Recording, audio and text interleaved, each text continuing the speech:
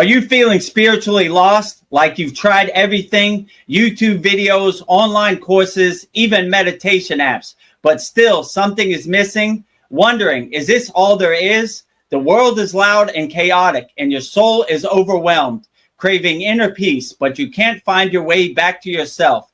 This is exactly why I created the Kriya Yoga Masterclass and my proven soul coaching system to help people just like you. This isn't a video you watch and forget. It's a daily spiritual lifeline that brings you back to your soul. So if you're done feeling lost and you're ready to start transforming, then come join us. This is more than a course. This is your lifeline. Go to KriyaYogaMasterclass.com right now to unlock your free 7-day Kriya Yoga Masterclass trial. Plus, when you sign up, you'll receive 100% free private one-on-one soul coaching call with me, Vedagurudev. In that call, I will personally help you overcome whatever's holding you back and guide you into the happiness you've always been searching for. Kriya Babaji Namo.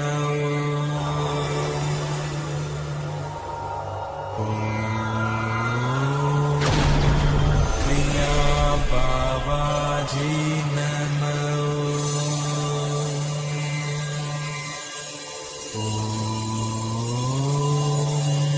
Kriya Babaji Namo.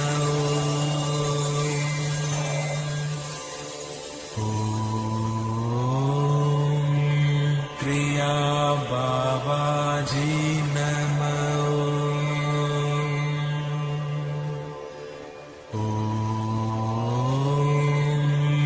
Kriya Babaji Namo. Welcome to our July 2nd Vedagurudev's live Kriya Yoga Q&A Satsang. So we have a very special announcement to make. Starting July 1st, I will be offering free 7-day trials at our Kriya Yoga School Masterclass. So if you want, you could sign up, get a free 7-day Kriya Yoga Masterclass trial. Go to KriyaYogaMasterclass.com. Everybody who signs up will receive a private one-on-one soul coaching call with me, Vedagurudev. It's 100% free. You can go into our paid Kriya Yoga School community, look around, see all the value, go on all the calls for 7 days. If you like what you see, then please join our Kriya Yoga School. Give me 3 months, and I'll try to get you the best results and make sure Kriya Yoga is most effective for you. If you don't, you can cancel after 3 months, but just give me 3 months to get you the results that you want. With that said, we will start our July 2nd, 2025 Vedagurudev's live Q&A Satsang. So if you have any questions, put them in the YouTube chat. We're all here. It's a rainy day in Thailand, but rain, shine, sleet, or snow, we will still answer all your questions wholeheartedly. And if you like the value I gave you answering your questions, sign up for a free 7-day trial, Kriya Yoga Masterclass, and you'll get a free private one-on-one soul coaching call with me, Vedagurudev. So with that said, welcome, Veronica. How you doing today? Great. Happy to be here as always. So, yeah. Happy to be here and share this walled garden with everybody. So, namaste. Namaste. Yeah. Welcome to our sacred sanctuary here at the Kriya Yoga School. So, yeah, we have a walled garden, a sacred space, a nice sanctuary where you could talk to like-minded people on the spiritual path and ask all your questions wholeheartedly. And I'll try to answer them as best as I can. So make sure you put it in the YouTube chat so I can see it, and we'll answer your questions as best we can. If you like the answer I gave you, then support me and sign up to our Kriya Yoga School Masterclass, our free 7-day trial, and see everything we have to offer for 7 days. Well, that's pretty exciting. I highly recommend it. 7 days, nothing to lose. We have, I was just going to say, Sandy Nicole, our regular, is here. She says, hi, Vedagurudev, and all beautiful souls. Hello, beautiful souls. Namaste, Sandy. Well, thank you for joining us for our July 2nd live stream. If you have any questions, please put it in the YouTube chat. We have Paul. He says, namaste. Babaji's mail must be delivered, rain or shine. Yes. Babaji's mail must be delivered, rain or shine. So a couple weeks ago, I had the insight, maybe I should buy a nice roof for over my computer. And the roof is working perfectly. So regardless of rain, we'll still deliver Babaji's mail. And thank you, Paul. He gave me a nice YouTube video on seraphims, which is very beautiful. So thank you for Paul for that. Keep them coming, Paul. I enjoy all spiritual insights. Sometimes answering my questions I have no answers for. That was one of them. What is a seraphim? Now I know. You know. I was thinking maybe we can start with the Purna Sudi with a nice meditation before we get going, since it's just you and me. And, yeah, so Purna Sudi. So I'll start with Purna Sudi. If you don't know how to make your spine straight, imagine a string on top of your head. Pull that string up. Make sure your spine is erect, shoulders back, chest expanded, and slowly and gently close your eyes. Inhale through both nostrils. Exhale through both nostrils. With no breath retention or holding your breath. Inhale through both nostrils like a wave coming into the shore. Exhale through both nostrils like a wave going out to the ocean. In one continuous rhythm. If a thought comes into your mind, just detach and let it go. Become the detached witness. Any thought that comes in your mind, just witness it. Don't attach to it. Just let it pass like clouds in the sky. Be aware of your breath. Be aware of your body. Breathe in the new fresh air through both nostrils. Breathe out the old stale air through both nostrils.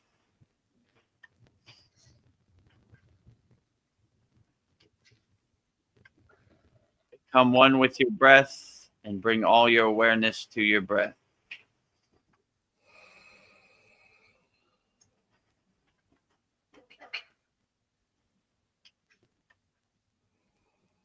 Purna Sudi is an excellent way to start your day when you wake up. Just sit on the side of your bed. Calm your mind, calm your breath, and get your mind ready for the chaotic day to come. And it's an excellent way to calm your mind before you go to bed. There's so many distractions you collect during the day. It's good to still your mind and still your breath before you go to sleep. So those crazy monkey mind thoughts, that chaotic mind thoughts doesn't come with you into your sleep. A few more breaths. Inhale the new fresh air through both nostrils. Exhale the old stale air out through both nostrils with no breath retention. Inhale through both nostrils like a wave coming into the shore. Exhale through both nostrils like a wave going out to the ocean. Slowly and gently in one continuous rhythm.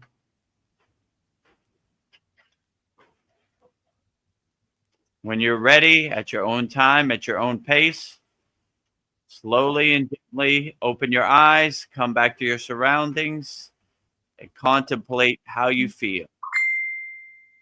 This concludes our practice of Purna Sudi, complete yogic.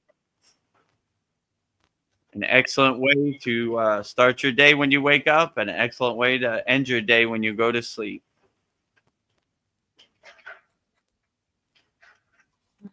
So namaste, Paul. Thank you for joining us. Namaste. My pleasure to be here. The pleasure is all ours. Paul, does my voice sound choppy? Yes. I don't know what to do. Let's see. Well, while Veronica gets her headphones back, yeah, what do you think of that video, Paul, on the seraphims? I thought it was excellent. I loved it. So yeah, I mean, the first video I came across, which I did post on the free yoga school site, was before the flood. So it went over the whole pre-diluvian situation, all the way from the Garden of Eden, Adam and Eve, the eating of the apple of the tree of knowledge of good and evil, and into the giants and the Nephilim and the flood and Noah's Ark. So I really enjoyed it, and so I went to that guy's website. I'm like, this is great. Let me just check out what else he has. And I mean, there's almost any different type of biblical story there. A lot of different stories. So they're all very great. So the next one was the seraphim that I watched, but they also have the cherubim and just about different biblical characters and their stories, Moses and everybody. So yeah, I learned a lot of stuff about seraphim that I did not know, and it was very interesting, and it makes me think and just wonder, just because I'm imagining those days, like when giants walked the earth, and mythological creatures probably. And with all that stuff taking place, like, you cannot help but realize, there must be a God that, has created all this, and that in these days it's like God's kind of been erased from our consciousness, and all these things are taken as mythologies. And I don't believe that's true, and hidden history, what the mainstream media and the powers that be are hiding from us.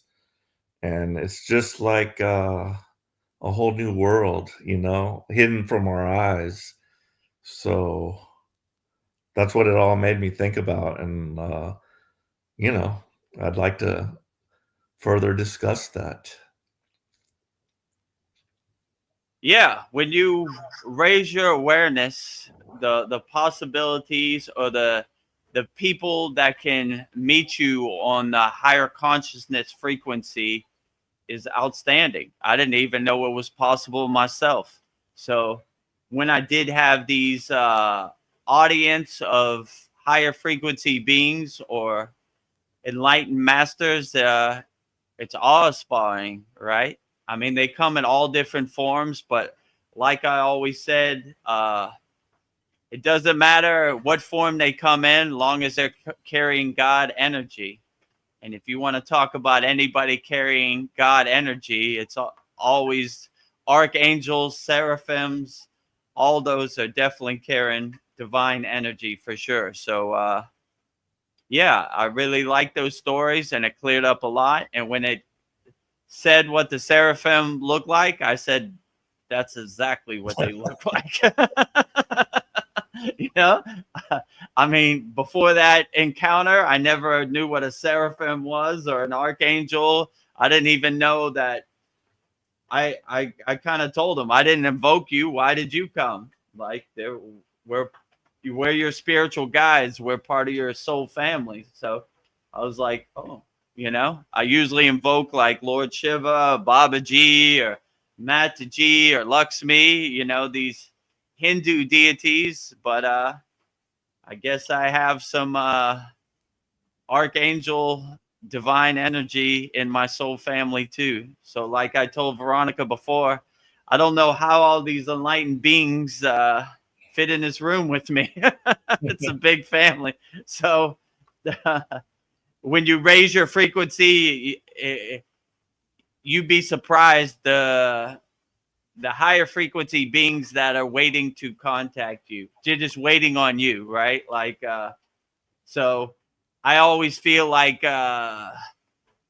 they're hoping that I raise my frequency to a high frequency where I could tune into their radio signal, and my antenna picks up their signal. So all the inner work I'm doing is basically raising my signal. So if any of these deities want to give me an audience, I'm open and ready. I stay ready so I don't have to get ready. So I don't have no expectations, but my phone line is always available, if you know what I'm saying, and open to any of these deities, regardless of what name they have, what spiritual tradition they come from.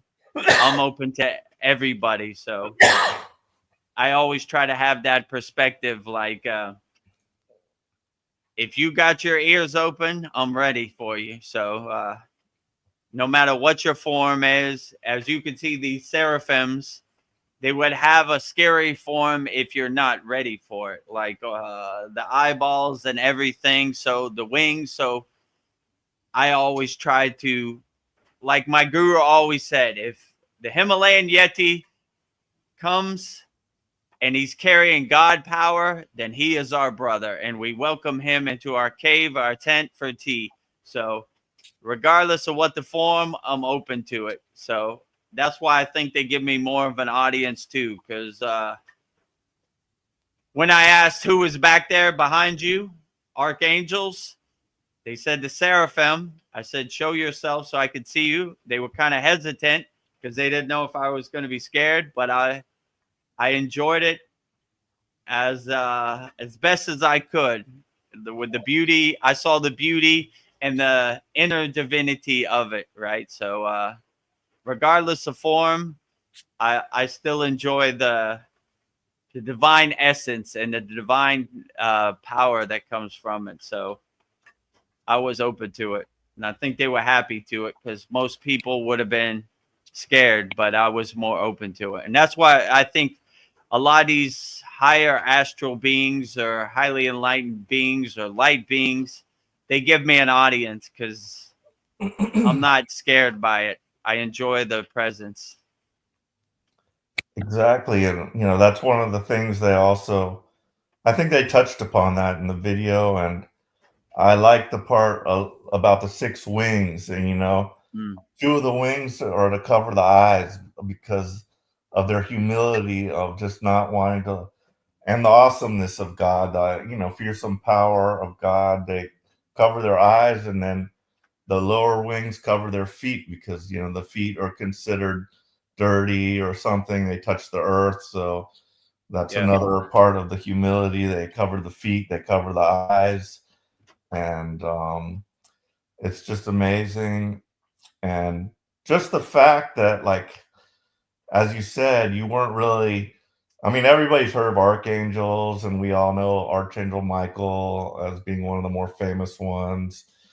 But you weren't really familiar with the seraphim, and the fact that they appeared and that the way they look is how they're described, just lends like some credibility to this whole thing, because it's incredible, you know, it's just incredible. So yeah, I wasn't even familiar with Archangel Michael. Like, I was like, who? You know, I mean, I kind of knew what an archangel was loosely, just in passing. I'm not like a biblical scholar or anything. And I was like, okay, and who else is there? And then he said the other archangels, which I've never heard. Maybe I've heard Archangels Michael a couple times, but the other archangels I've never heard. And I was like, okay, great. Why'd you come here today? You know? And basically, to make a long story short, they just said, keep up the good work. You're doing good work. If you need us, we're here. But, you know, keep up the good work. just keep raising your frequency as high as you can, and elevating your consciousness as high as you can. And you've raised it to such a high frequency now that you're able to access us, which most people aren't. So I said, okay, great. I'll keep that in consideration. They asked me a funny question. They kind of thought it was funny. They were like, "What do you want?" I said, "I don't want anything. I'm perfectly fine. You know, I want you to be happy and do the best job you're doing, because you're doing a great job. What I need? Nothing. You know, I'm good. You know, I'm already on the spiritual path. I feel great. You know, God is great every day. So if you want to relay a message back to God to say he's doing the best job of all, he's doing all the heavy lifting. Thank you, God, for the great job you're doing. And Archangel, thank you for the great job you're doing. You're doing the best job out of anybody. You're doing all the heavy lifting, you know. So all I want is for you to be happy and be the best person you could be. And I'll keep you all in my prayers and give all the glory to you any chance I could get." So I think they enjoyed that, you know. They're like, this is a different guy. Most people ask to win the lottery or get a new car, buy a house. This guy don't want anything. I like this guy. He said, I want you to be happy and I want you to keep doing the best job you're doing. So if Archangel Michael and the seraphims and all the enlightened beings and ascended masters don't come to work, we're in big trouble, you know. But long as they come to work, it's going to be a beautiful day, no matter what happens. So I always try to keep that in perspective. So yeah, that also makes me just think about the hierarchy of heaven, you know, and like the as above, so below type of yeah, statement, and that, you know, God has his helpers, and like the seraphim are the most close, and then you got archangels, cherubim, and they all have different tasks and different skills, just like we're given different skills in this life. You know, one person might be good at something and someone else is good at something else, and it just makes a lot of sense to me, you know, that that's the way things would work. yeah. But from their perspective, because I did ask, like, who's the main person, and they kind of thought that was funny because they all look at each other as equal, right? Even though I would say Archangel Michael has the most, it looks like the leader in my perspective. He wouldn't say that. They would say that we're all equal, you know. So they don't even look at a hierarchy, and they don't even look at titles, which is kind of weird. They all look like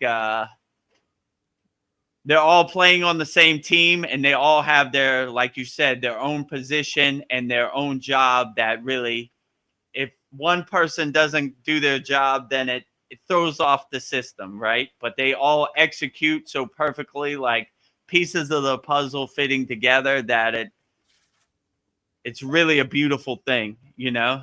And I would even say, like, the way they talk is almost like a beautiful heavenly symphony, you know. Like, even trying to describe these enlightened beings with crude 3D physical world words is doing them an injustice. They are so beautiful, and they didn't contact me like in words. It was more telepathically, a more higher vibrational frequency, right? So yeah, so I would say they look at each other as equals, and they don't really respond to titles or hierarchy. But there is some kind of hierarchy, as you know, but they wouldn't attach themselves to that.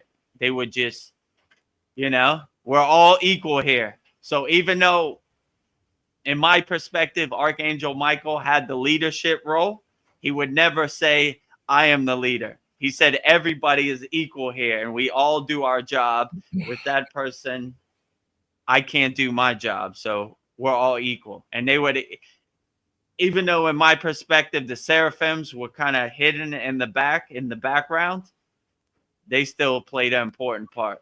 And it reminds me of, like, my guru used to say, you would see Babaji 10 times and before you would see Mataji once. So these people play the background, but they still play an important part, but they prefer the background more than the forefront. Archangel Michael and the other archangels are to the forefront. They play the background.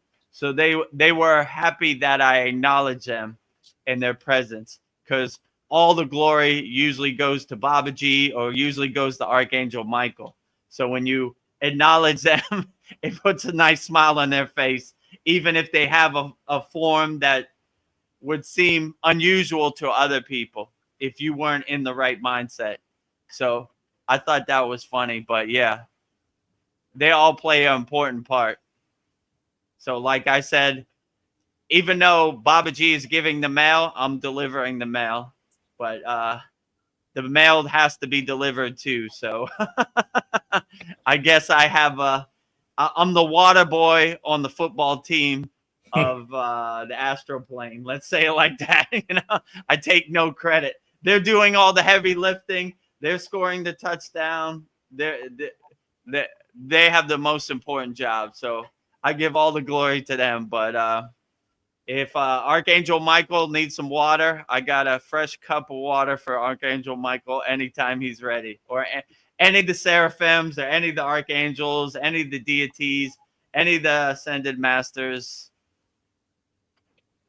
Whatever they need, I'm here for them. Sandy Nicole, she says, I relate to everything that Vedagurudev is saying as far as your experience with the angels, including no hierarchy in the angelic realm. So, yeah. Yeah. Well, you sound a lot better now, Veronica. So I think problem solved.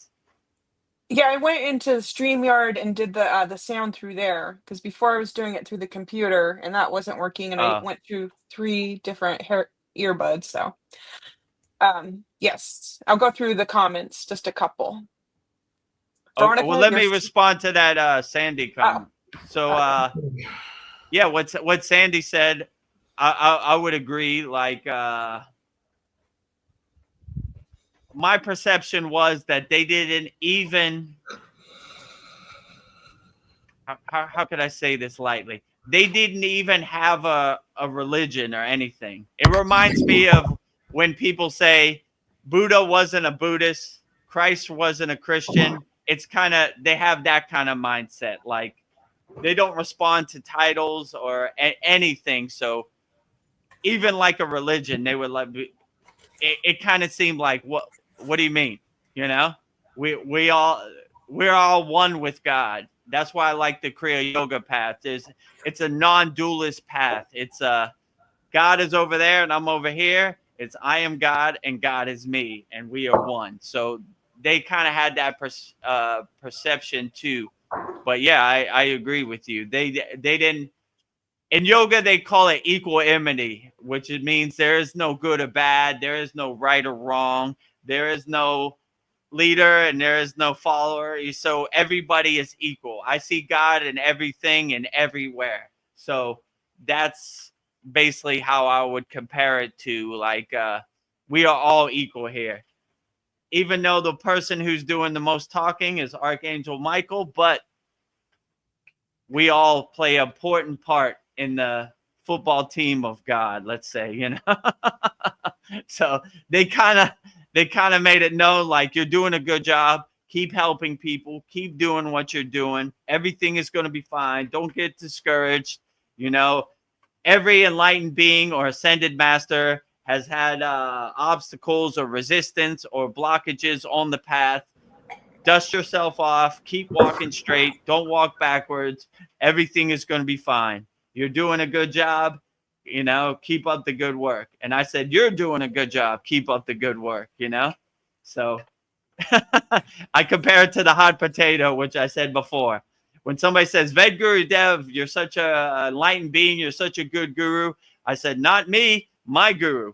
And the potato passes to my guru. And my guru says, not my guru, not me, my guru. And he passes it to him, and they keep passing the potato, and eventually it gets back to Lord Krishna or Adi Yogi, Lord Shiva, or Babaji. So they're doing the best job out of them all. So they really like that I had that perspective, right? Like, not me, you are doing the best job, right? You keep up the good work. I'm good. Don't worry about me. You're doing the best job. So every day I wake up, I praise all the archangels, all the ascended masters, the sun, the universe, the moon, everything I can, because they're doing the best job at all. Like I always say, if I wake up and the sun didn't come up, it's not going to be such a great day. So the sun is doing the greatest job. Like I said in the other Satsang, I sing every morning. I wake up and see the sun. I sing a sun worship song, praising the sun, the highest light, the highest Jyoti, the highest Deepam. It's doing the best job. Praise the moon, Chandra, Soma, moon energy, lunar energy, solar energy. I mean, like Paul asked me before, weren't you bored in the Himalayan mountains? I said, no, we have a full day of activity. Soon as the sun rises, we have so many gods to praise. We have so many nature to praise. We have so much sadhana to do and so many techniques to do. There is not enough time in the day. So yeah, that's the way I look at it. So they would all say they're equal.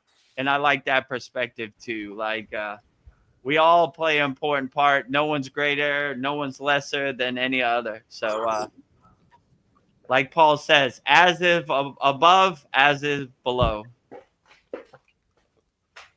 And then Sandy Nicole says, yes, they even showed my dad, who crossed over years ago, by their side to show me they don't separate or feel higher than us. Nice. Yeah, I would agree. And yeah, they try, in my perspective, they try to give the form that you would resonate with the most. Let's say it like that. So, which was kind of weird in my case, because I don't really resonate with any form, or I'm not attached to any form. And before this happened, I didn't even invoke any archangel. So I didn't even know what an archangel looked like, or I didn't have any projection that I wanted. So I guess they had to adjust to what they thought I liked the most. I like in yoga, they say nirgun and sagun, which means form or formless, right? So when you say a mantra, some people say the mantra to like a picture of Mataji, or a picture of Babaji, or a picture of Shiva. And some people just say formless mantras, which a formless mantra would be like just Om, like like OM. So like it just depends what works best for you. So the formless is great and form is great. So there's no right or wrong, one size fits all when you do mantra japa or pray to God. So they like that I had that perspective also. So, but yeah, I had the intuition that they found it a little bit challenging, that I had no form that I was resonating with the most. So I just accepted their forms the way they should be. I actually wanted to see their true form, right? Like, don't sugarcoat it for me. Don't dumb it down for me. Show me the true form.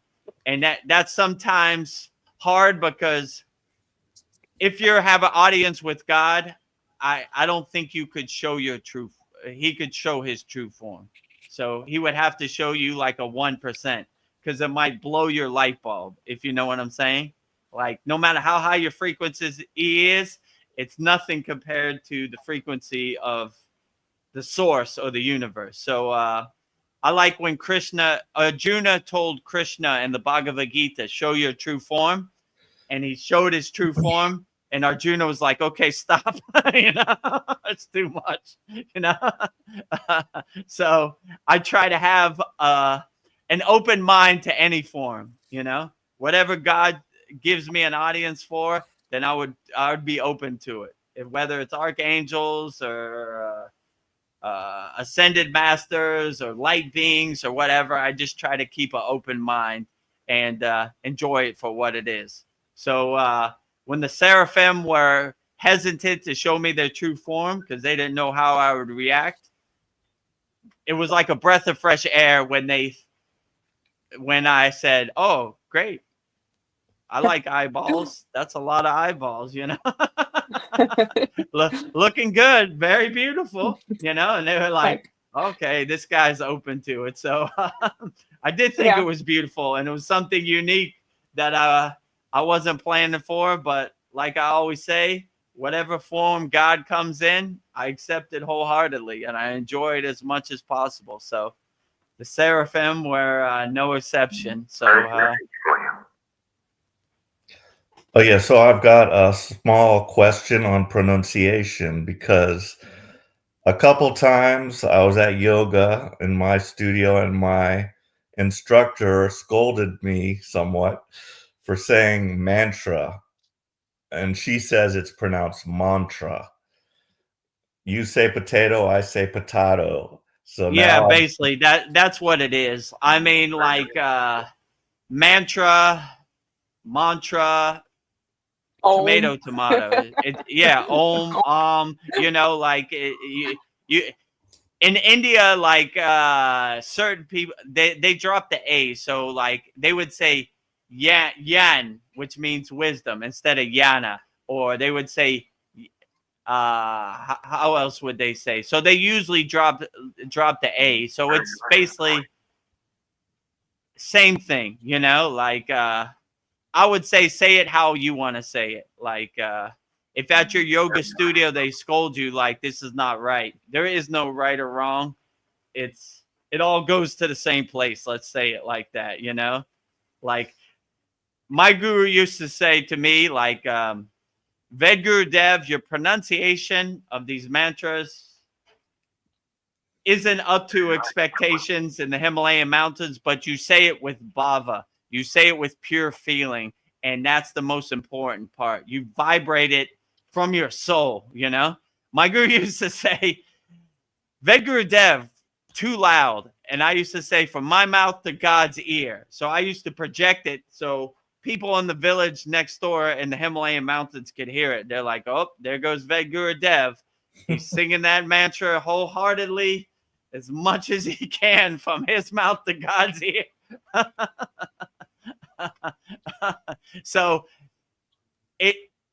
the pronunciation is important and sound syllables that you vibrate, but it's more important in my perspective that you have the feeling and the heart. You open your soul to that mantra and say it wholeheartedly. So when people, you know, I used to get that a lot in India. You're saying this wrong, you know, the proper pronunciation is this way. But like you said, tomato, tomato, you know, like I'm projecting it to God, which is most important, you know, like whatever deity I'm calling, I'm making sure they hear it. So, yeah, I wouldn't take any of that scolding personally, you know.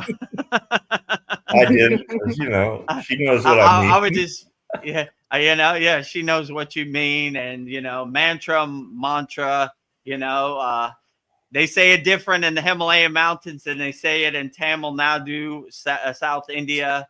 You know, long as it gets to the right place, that's all that matters. So, yeah. So, when other yogis used to tell me you're not saying it right and this and that, I used to take it. At first, I took it a little hard, but then I started to kind of laugh at it, like you know. And like my guru, I would say, you know, from my mouth to God's ear, it's between me and God. If God says he doesn't enjoy my sound syllables, that's different. But other people, you know, other people are trying to, how can I say, get in, become a middleman between you and God, you know? So like, just take it with a grain of salt. That's what I'm trying to say. Like, okay, yeah, well, it makes me feel good. So I'm going to continue this way. And from my perception, just saying the name of God is 80% of the way home anyway, you know? however you say, whatever name or bija mantra you sound syllable, you vibrate for God. Long as you're saying God's name, that's 80% of the way home. So yeah, we're more open-minded at our Kriya Yoga School. Like I always say, whatever resonates with you, that is the best path. So On yeah, that same topic, when we're doing our bija mantras, we would not want to be saying yam when it's yum or whatnot, so yeah, that's a little different. I mean, because that is like the sound syllable that vibrates the certain chakra. So you're really trying to like lean into it and get in that, so yeah, I agree with you. You wouldn't want to say yam if the bija mantra is yum, so you would really want to vibrate it. But like basic words like mantra or whatever, that is a different, because that's not like a bija mantra or like a sound syllable that you have to vibrate, like if you said, I don't know, if you said like instead of om, you said like I don't know, some people like to say so that's a little different. If you said like I'm or something, well, I don't even know I'm is a bija mantra for Saraswati. So like if you said it different, like if you said oven instead of om, that would be different, because you're trying to open the primordial sound of the universe and give a clear connection to the universe and open the universe, so your bija mantra could go directly to the source, whoever you're calling. So, but like basic words like mantra or I don't know, asanas or whatever, tomato in my book. right.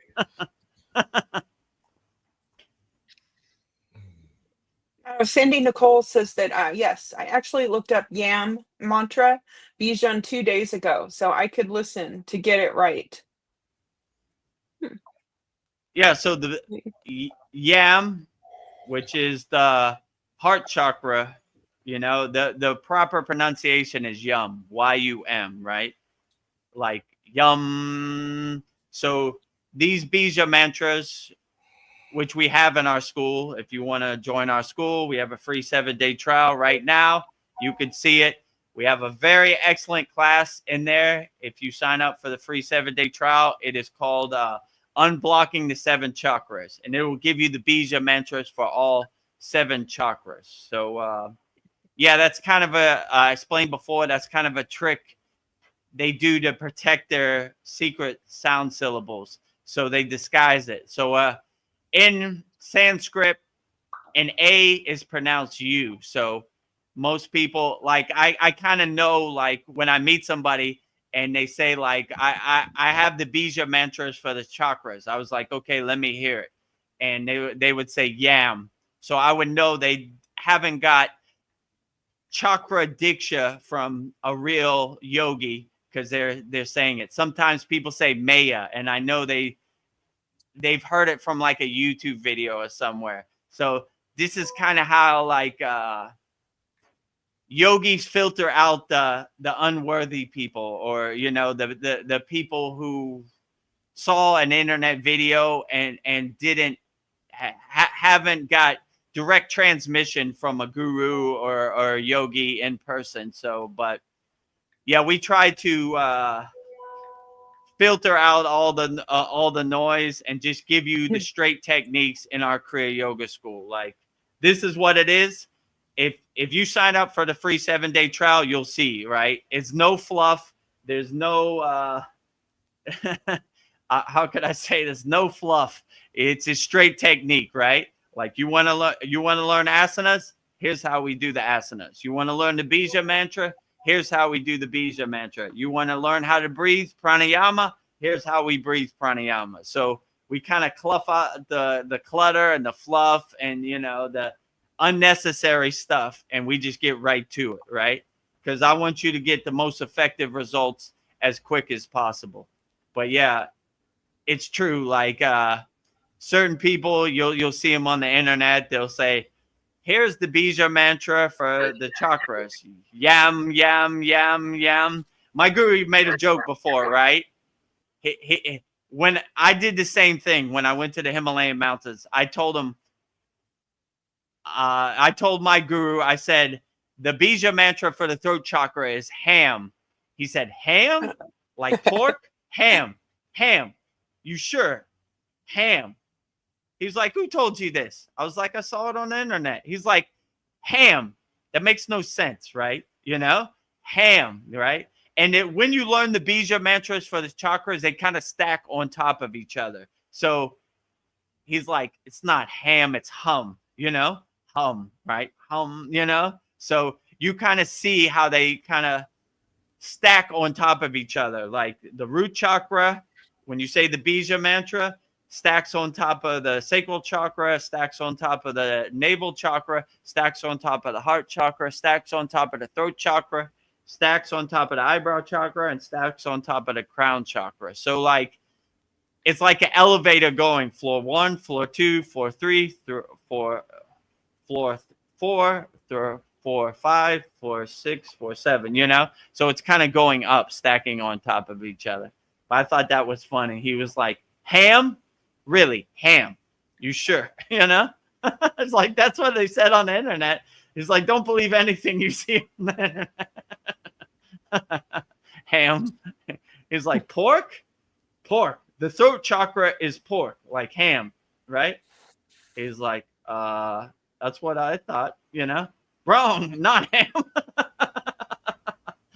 But it was almost like when I was like the comedy show for yogis in the Himalayan mountains when I first got there. You know, they were like, Vedagurudev, tell us the bija mantras for the chakras. Well, there's lamb and there's vam, and they were like, you know, they were all laughing, and you know, it was a good time around the campfire. Here comes Vedagurudev with his comedy hour, you know. He's gonna say the mantras or the mantras or you know whatever. So I learned the hard way. So I took all the bumps so you don't have to. Just sign up for a free 7-day trial at our Kriya Yoga School Masterclass, and I'll give it to you straight, no fluff, you know, no filter, you know. I'm gonna just tell it to you straight. This is what I learned in the Himalayan mountains. Be the best person you could be. Yeah, Sandy Nicole said, yeah, it's yum. She enunciated every word. Yum. You know, Yeah. I don't know, the heart chakra bija mantra makes sense because it's like it's yummy to feel good, and then yum. throat chakra, Yeah. I'm humming. I don't know, it makes more sense. So yeah, in the heart chakra, it's like yum, like a yummy, or like you really open up that unconditional love and everything. And then you know, your throat chakra, you're conveying like creativity and like manifesting it. So it's like that good vibration of projecting whatever you want, your creativity, and opening your throat chakra. So yeah, like if I said, if you want to learn unblocking the 7 chakras, in our mantra classroom, and I think it's in week 3. It's in our advanced techniques, unblocking all 7 chakras. So sign up for our free 7-day Kriya Yoga School Masterclass trial, and once you do that, you'll receive a free one-on-one soul coaching call. I'll go on the call with you, and we'll try to overcome whatever you're going through and see how Kriya Yoga could help you. So it's 100% free, and I just say, give me 90 days, and we'll try to get you the results as much as we can. So if you commit to me and you support me, I'm going to definitely try to get you the best results possible. And for all of our members, I'm available 24 hours a day. including Veronica and Paul.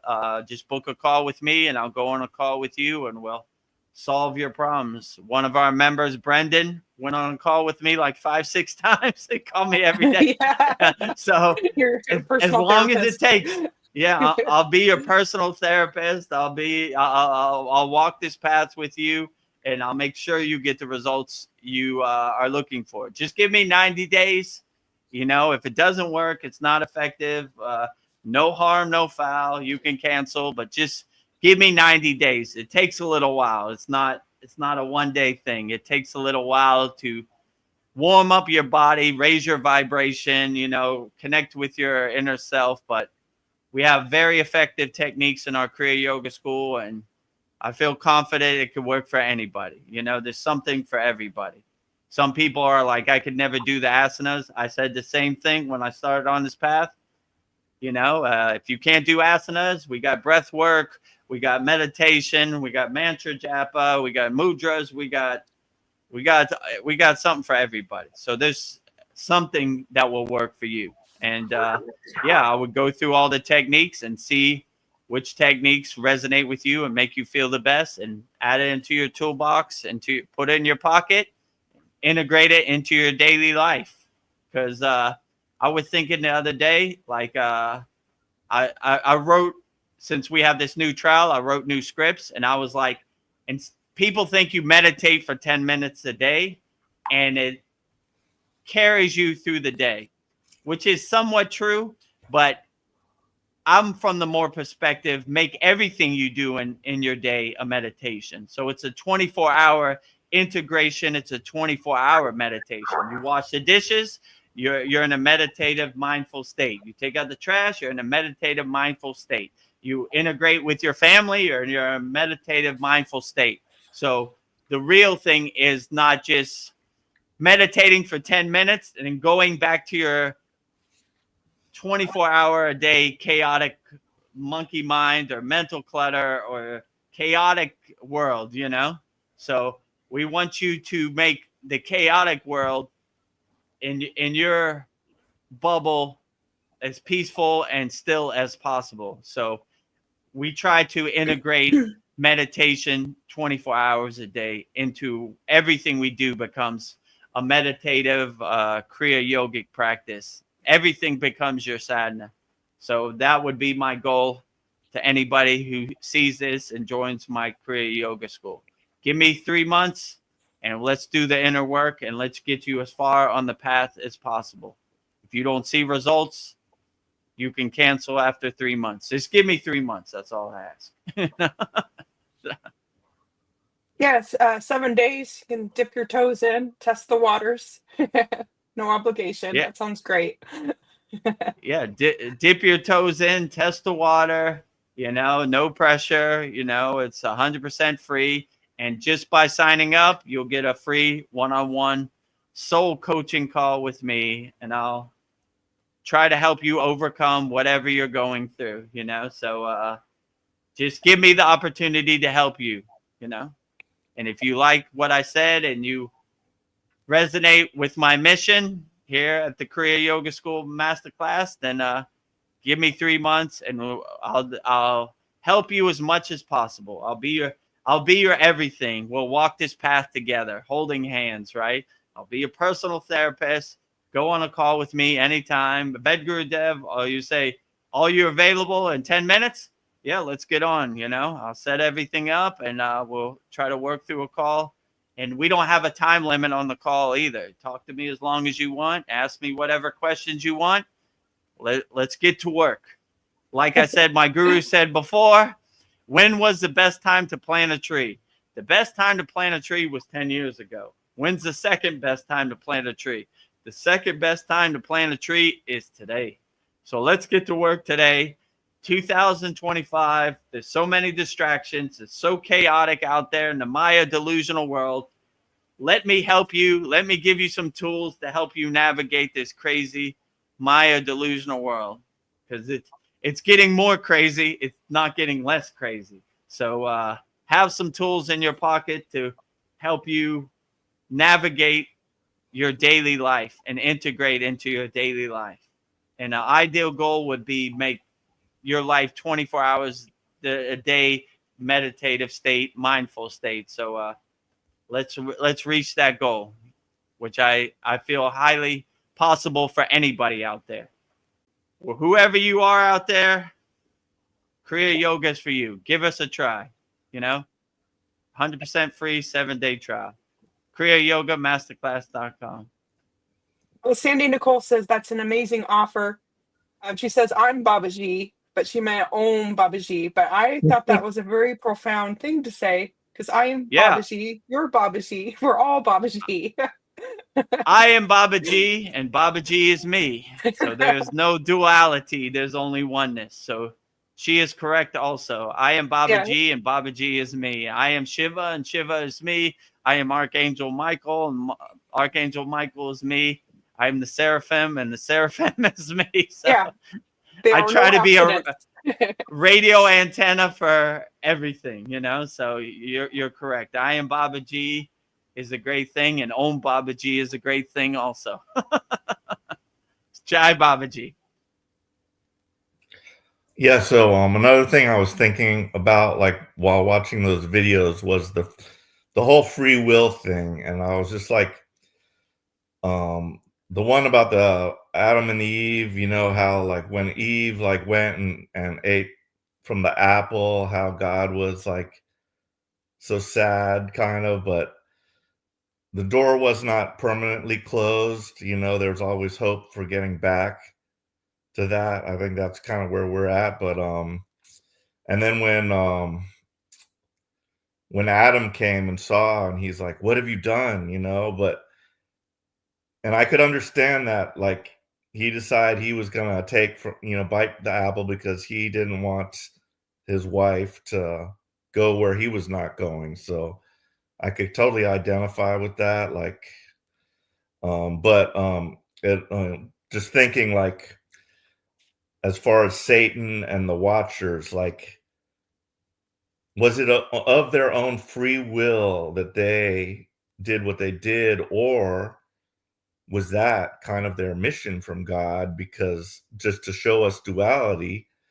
So, maybe, Lucifer's doing what he was assigned by God to do, or it was of his own free will. But, who knows the mind of God? But, it just brought a whole line of thought into my mind about good and evil and free will and all that kind of thing. Yeah, like I always preface, I always give a disclaimer before I talk about God. As they say, a God defined is a God confined. So I have no clue what the source, or it's above my pay grade. It's beyond my comprehension what God is thinking. Yeah, it could be, because I have the intuition that if this world was all good and there was no perspective, there was no yin or yang, there was no solar or lunar, you would take for granted what you don't know the other side of it, So, like, to evolve your soul or level up your soul, you would kind of need some perspective, right? Like, okay, I want to go down this path. I don't want to go down that path. So if there was no other path, you would just live in La La Land or Disneyland in this blissful dream world, because you wouldn't know anything else. And there would be no growth for your soul, or a way for your soul to evolve or level up, So I think we do need these obstacles or these resistance or blockages, so we could learn from it. And it gives us more growth and better perspective to navigate this crazy Maya delusional 3D school here on Earth. But yeah, it definitely takes some practice, that's for sure. In my case also. So true. Is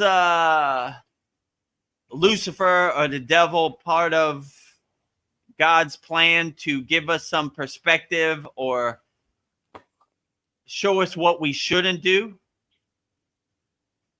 Sounds highly likely, and it would definitely help you to evolve your soul or level up your soul if you did have that perspective. Because like I compare it to, like, you know, they say when you reincarnate, you get a memory wipe. If you knew who you were or what you're capable of or your true inner potential, then you really couldn't. It would be like giving the answers to the test when you went to school, you know? So it's more necessary for you to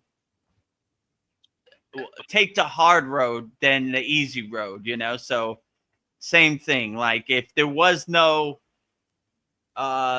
perspective of good or bad, then you wouldn't know. You would just live in La La Land and Disneyland, just walking blissed out every day, which is not a bad thing. I hope I could get back to that point, but you know, so it's good to have that kind of perspective. So if that's part of God's plan, then it wouldn't surprise me. But regardless of whatever God's plan is, I adjust, I pivot, I change course. You know, I try to keep an open mind, regardless of what spiritual tradition it is, and just certain things resonate with me and put it in my toolbox and use my Kriya Yoga tools and my sadhana to really overcome. So I'm kind of looking for opportunities. Like, okay, that happened. I know exactly what I'm gonna do. Let me break out my Kriya Yoga toolbox. Let me see if this works. Okay, I got a hammer. I got a saw. All right, let's build something here, you know? So that's kind of how I look at it. So regardless of what obstacles come in your way on the spiritual path, dust yourself off and keep moving, you know? Like Patanjali says in the Yoga Sutras, the line to God is not a straight line, it's a zigzag. So all yogis, all spiritual traditions have fell off the path at one point. Only thing they did different from you is dust themselves off and get back on the path. So there's no difference between me or anybody who's watching this. Only thing I did, I just never gave up on doing my inner work, and it got me here where I'm at today.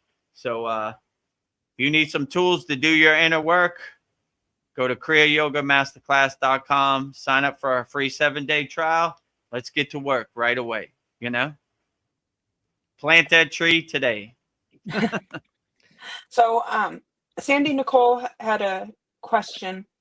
Can you explain the Kavajim shield? What's involved in the process of protecting your energy, especially when being around people out there? So the Kavacham shield, which is in our Kriya Yoga Masterclass, it's in the mantra section.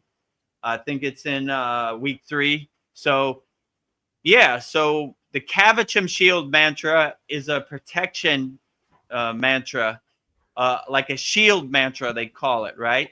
So it really puts up a shield or like a bubble or protects your aura. So like when you go out into the Maya delusional world, there's a lot of conscious attacks or psyops or distractions that are coming from everywhere, right? In my case too. Like I said before, like I feel meteors hitting my atmosphere, you know? So it basically protects you when you go out in the Maya delusional world. So when I go outside in the Maya delusional world from my house, I breathe deeply and I say the Kavacham shield mantra, because motorcycles are coming every which way in Thailand. It's a war zone. It's a minefield out there. So the Kavacham shield mantra really protects you, right, from your inner energy, right? So I recommend you add the Kavacham shield mantra, like I say to all of our Kriya Yoga School members, into the daily practice. So like we have a lot of very powerful mantras in our Kriya Yoga School Masterclass. So if you want that, sign up to the free 7-day trial and you'll get it. Actually, If you sign up, Sandy, I'll send you the link. And we have a very good on-demand video where I say the Kavachum Shield mantra. All of our classes have a PDF that you could download, so you have it in text form also. And if you want, you could follow along with me. You know, I think I say it 108 times in our school. Yeah, you do. So yeah, so I say it one mala, like one mala, 108 of the Kavachum Shield mantra. So you could just follow along with me. Some of our members just like to listen to it, you know, and a lot of our members have learned the Kavachum Shield mantra just by following along with me, you know. It's not too long. We have some long ones, but that one's pretty short and sweet, you know, to the point.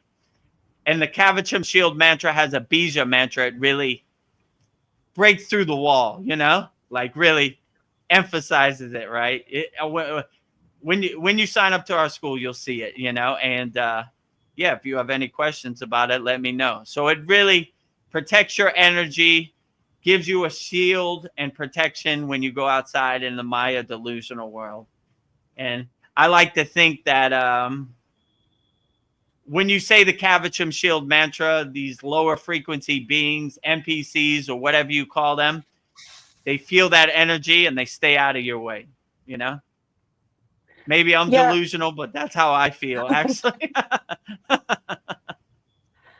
Yeah, sometimes like I'm feeling spacey or not quite right, and I'm thinking maybe I'm absorbing the energy of others. I don't know. And there's this phrase, you could cut the tension with a knife, and sometimes I'll feel that in a room. And I think I don't know. We feel things, whether good or bad. And yeah, like when I'm in large groups of people, I can feel their energy. And traffic's a nightmare. And going to Costco or being in an elevator crammed with people like right up next to you, I feel like I don't know. I can see why yogis want to be in a cave by themselves because this world is insane. And I don't know. I feel like the Kavachum Shield is a must, and I have it in my bathroom. I have it actually on flashcards all over my house and in my car. Just Nice. like I feel like it's like the most important mantra I have. So I feel like it's a must. So yeah, and when you join the Kriya Yoga School, that will be a very important mantra to have in your toolbox. So yes. That's the first one I do every morning also. First thing, have some shield. I agree with Paul. I do the Kavachum Shield first too. Yeah, right when I wake bathroom.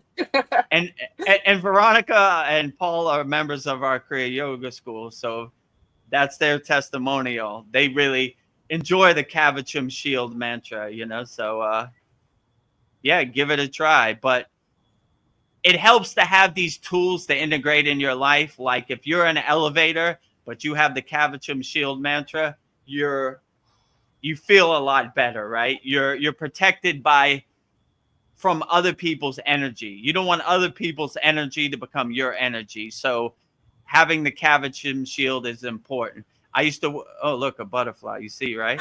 Yes, I saw a little flash of white go right by you. Right in front of my face. So the butterflies are coming out. They like what I'm saying. They're feeling the energy. So yeah, so when you're in I used to work in a nightclub, and there's so much chaos and so much stories and drama and loud music and alcohol, all kinds of stuff, right? So the Kavachum Shield mantra really helped put a shield or like a bubble around me when I was in those situations. And it really got me through many nights, let's say it like that. So yeah, it's tough when you go out into the Maya delusional world, traffic, being in elevators, going to Walmart or Costco, or you don't want other people's energy to become your energy, right? So it helps to have an atmosphere or have an aura or have like a bubble around you, and that's what the Kavachum Shield mantra does. So yeah, I find myself saying it all the time for protection for me and my loved ones. So I also want to protect all my loved ones also. So it works both ways. So I say it for myself, and I say it for my daughter and all my mother and all my loved ones, you know. protect all my people, you know? So, yeah, this is a very beautiful one, and this is a very effective one. And you see our actual members in our Kriya Yoga School say this is the go-to every day, right? Yeah. So going back to the Seraphim video and the pre-flood video, like thinking to myself that like this is an experiment. This is like the free will experiment of God, and that judging from the stories, if it's more than just mythology and this actually happened, which I do believe, because they've dug up giant skeletons and all that stuff. You've seen evidence of angels and such like that. So according to that, God did and will intervene. If things get bad, he will come and set things straight to some extent. That was one thought. And then the other thought was, this is just one world. Like, I'm thinking of this, like, is Earth like a very special place, or like what's going on all these other worlds? Like, do they have their own Jesus, their own Babaji? And it's just, it's mind boggling, the scope of infinity. You know what I mean? Yeah, absolutely. Like, a thing that was relayed to me also, that they have no time constraint, or time isn't an issue. So like, it's hard to say when something will happen, because God is beyond time, or these astral beings, these enlightened beings, they're beyond time. So it's hard to say when they would come to do something, but I, it depends. Like, I work for God. God doesn't work for me. So I would say he's on his own time. If he feels it necessary, he can do whatever he wants, So, but what you say resonates with me too. There's so many different worlds. There's so many different galaxies. There's so many multiverses and time dimensions. And I mean, I don't know. That's a good question. Like, who knows? Like, maybe I'm doing my time in jail on this 3D Earth realm, and I wait for the day I leave my time on Earth, and hopefully I upgrade and level up and do the best I can, and I could go to a better dimension, or no dimension at all, whatever the plan is, But yeah, it's hard to say. That's why I like to say it short and sweet. A God defined is a God can find. Like, is he coming back? Is he isn't coming back? Or how many universes are there? Your head's almost going to explode, right? It's too overwhelming, right? Like, oh yeah. All right, I'm gonna just do my own inner work, because this is gonna drive me nuts. Like, I can't make sense of all this. Like, so I just try to do my inner work, and wherever I land, that's where I land, and I'll try to do the best I can and help as many people as I can. But when you start going down that rabbit hole of how many universes they are, what is God doing right now, it's above my pay grade. It's beyond my comprehension. So I have enough work just doing my own inner work, but I understand what you're saying. Once you try to make sense of it all, it almost becomes like too overwhelming.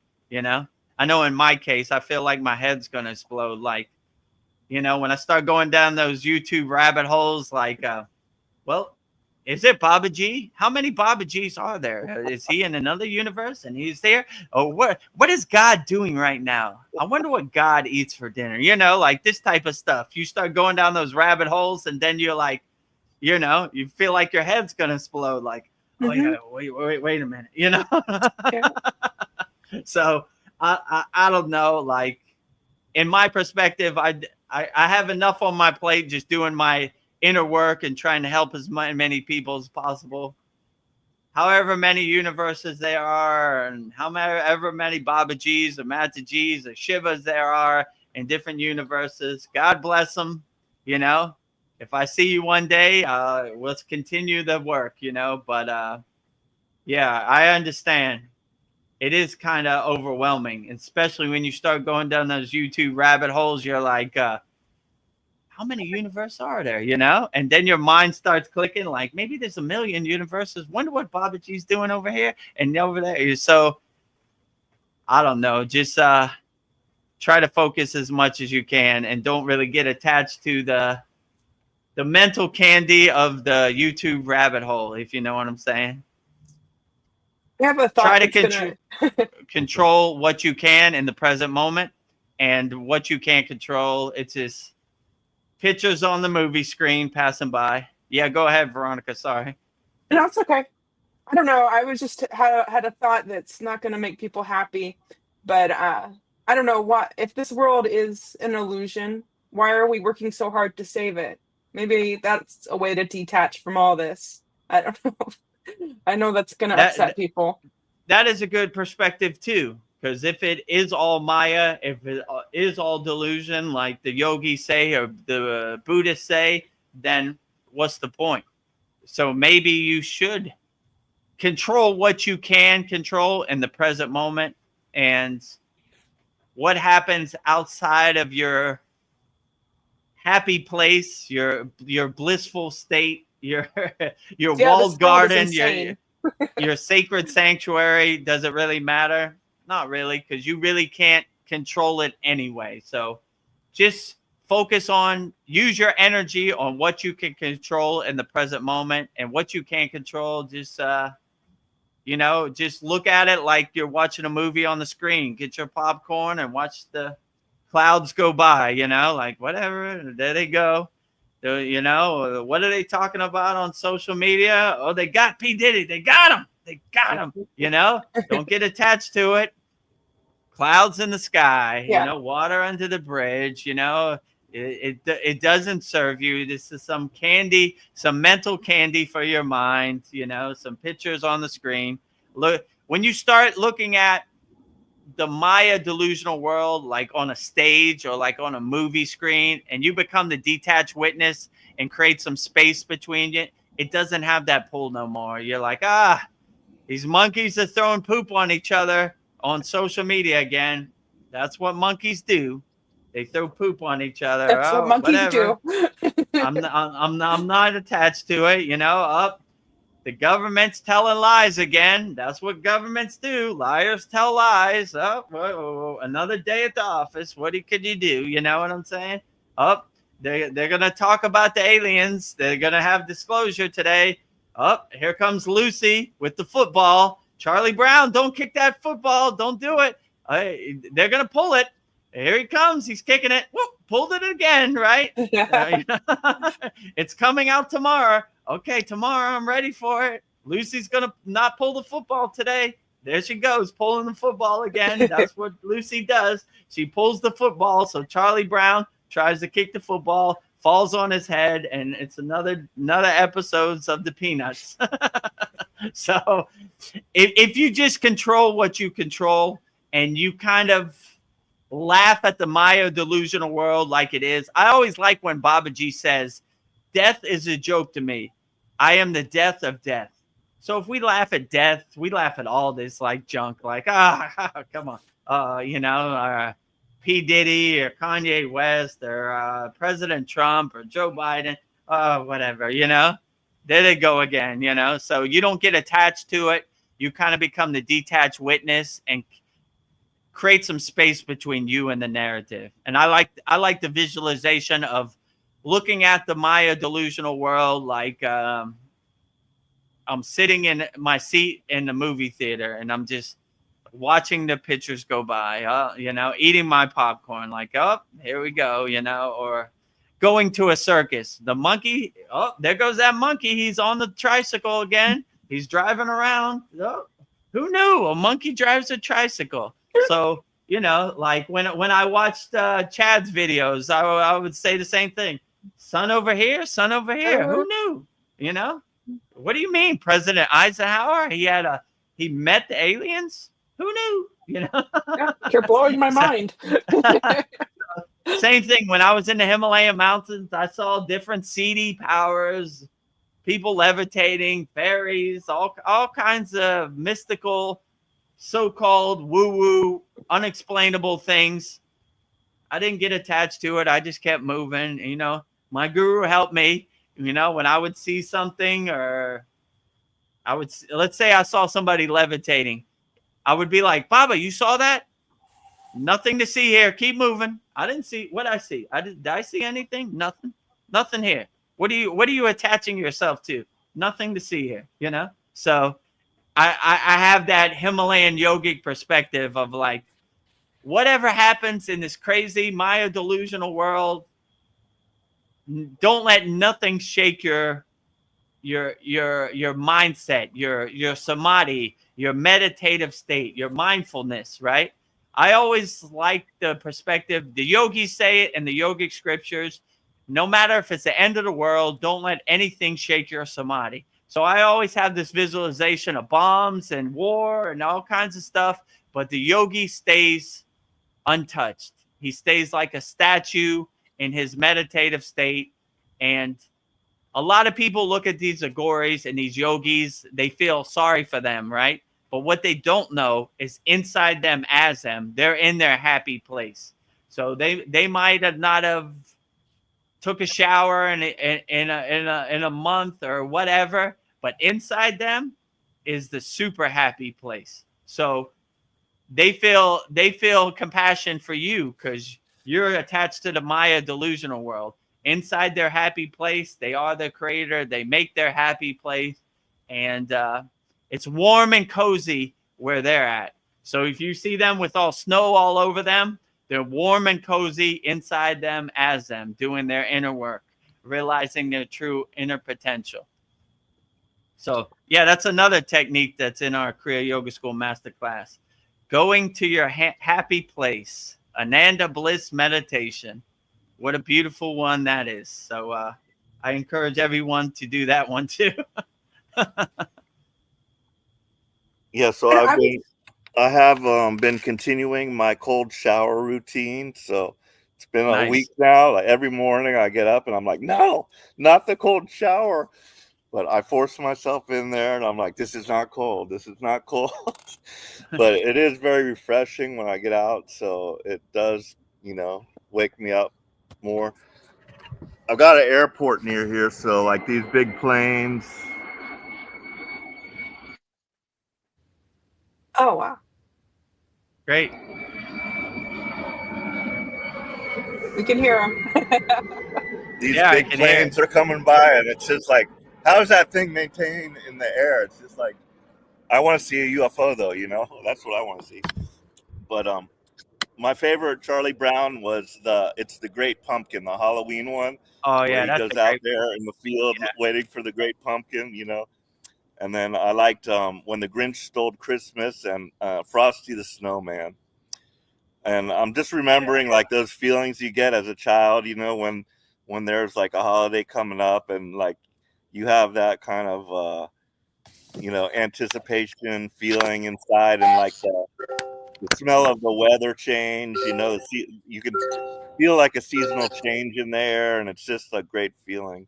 But I like to associate those memories of those shows with those holidays and how I Yeah, felt as a absolutely. kid. And speaking of that, 4th of July is coming up. So God bless America to all my American people. Happy 4th of July to everybody out there. Namaste, Tony. Hi, how are you guys? Namaste, Tony. Just stopping by, had some free time. I was at the store. I was like, oh yeah, it's Wednesday. Yeah. Let me stop by and say hi. Yeah, great to have you on here, Tony. Yeah, we're doing great. Nice.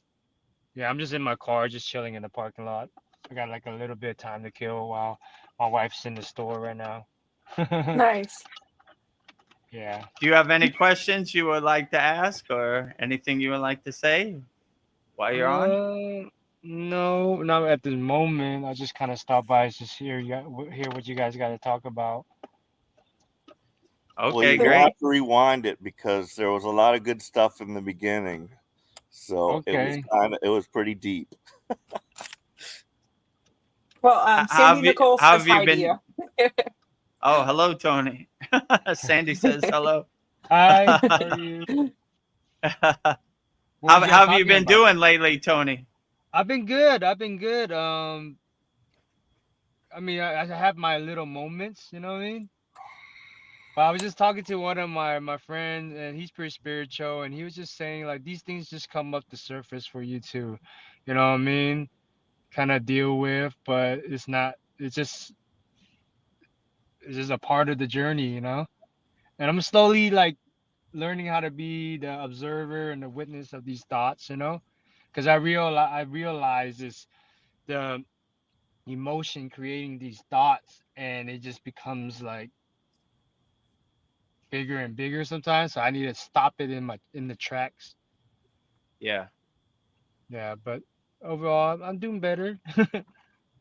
Have my Okay. good Yeah. and bad days, but majority good. Well, if you need any help, I'm always available. We can Yes, get on I a know. call again. So Yes, yes. anytime you're going through something, I offer this to all of our Kriya Yoga School members. Book a call with me. We'll try to overcome it and solve it as much as possible. So Yes, I know. It hasn't got like uh that difficult where I have to make that call, but I will though if I have to. Believe me, I will don't make be that call. shy. I won't. I won't. But yeah, after the call I made with you, it was good. I feel better after that.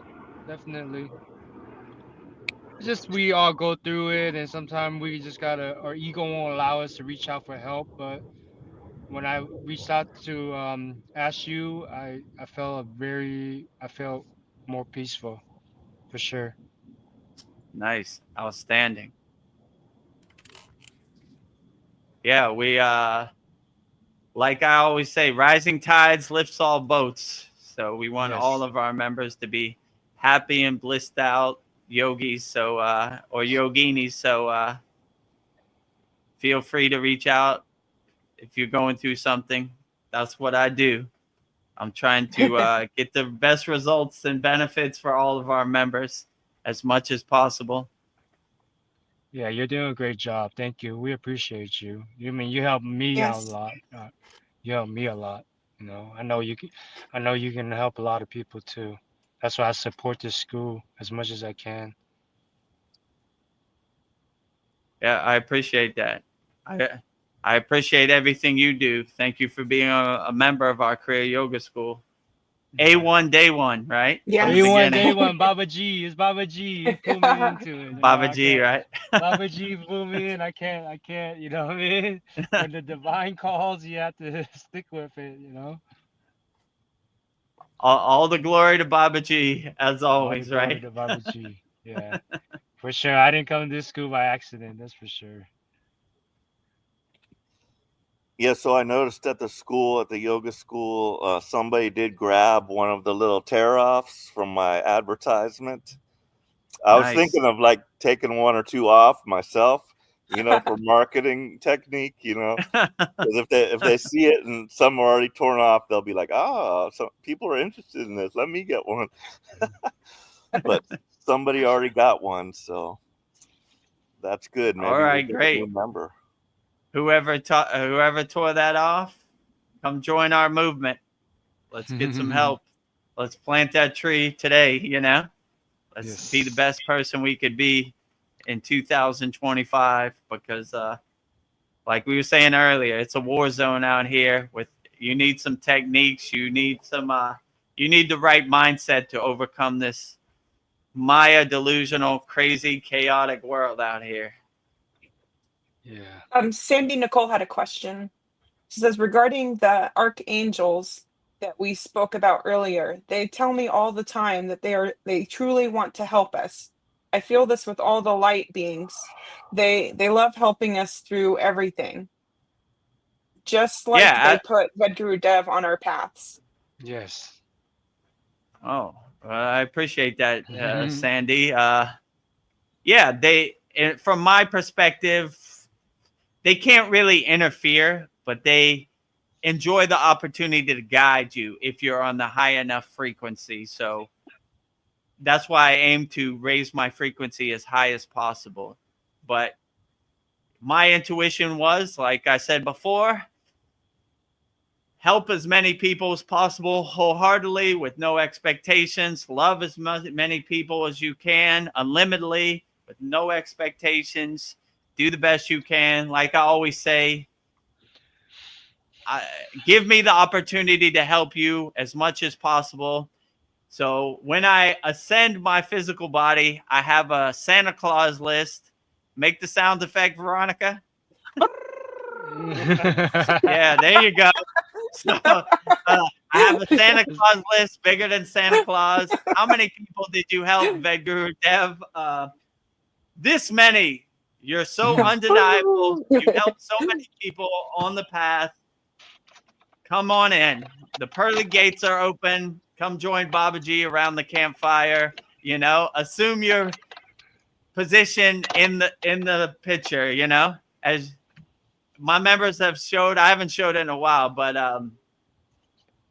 for our satsang, I have a picture, and there's in the painting, there's somebody that looks like me. So I want to join Babaji around his Kriya Yogic campfire with all the ascended masters. So please give me the opportunity to help as many people as possible, so I can never go wrong. So yeah, join our movement.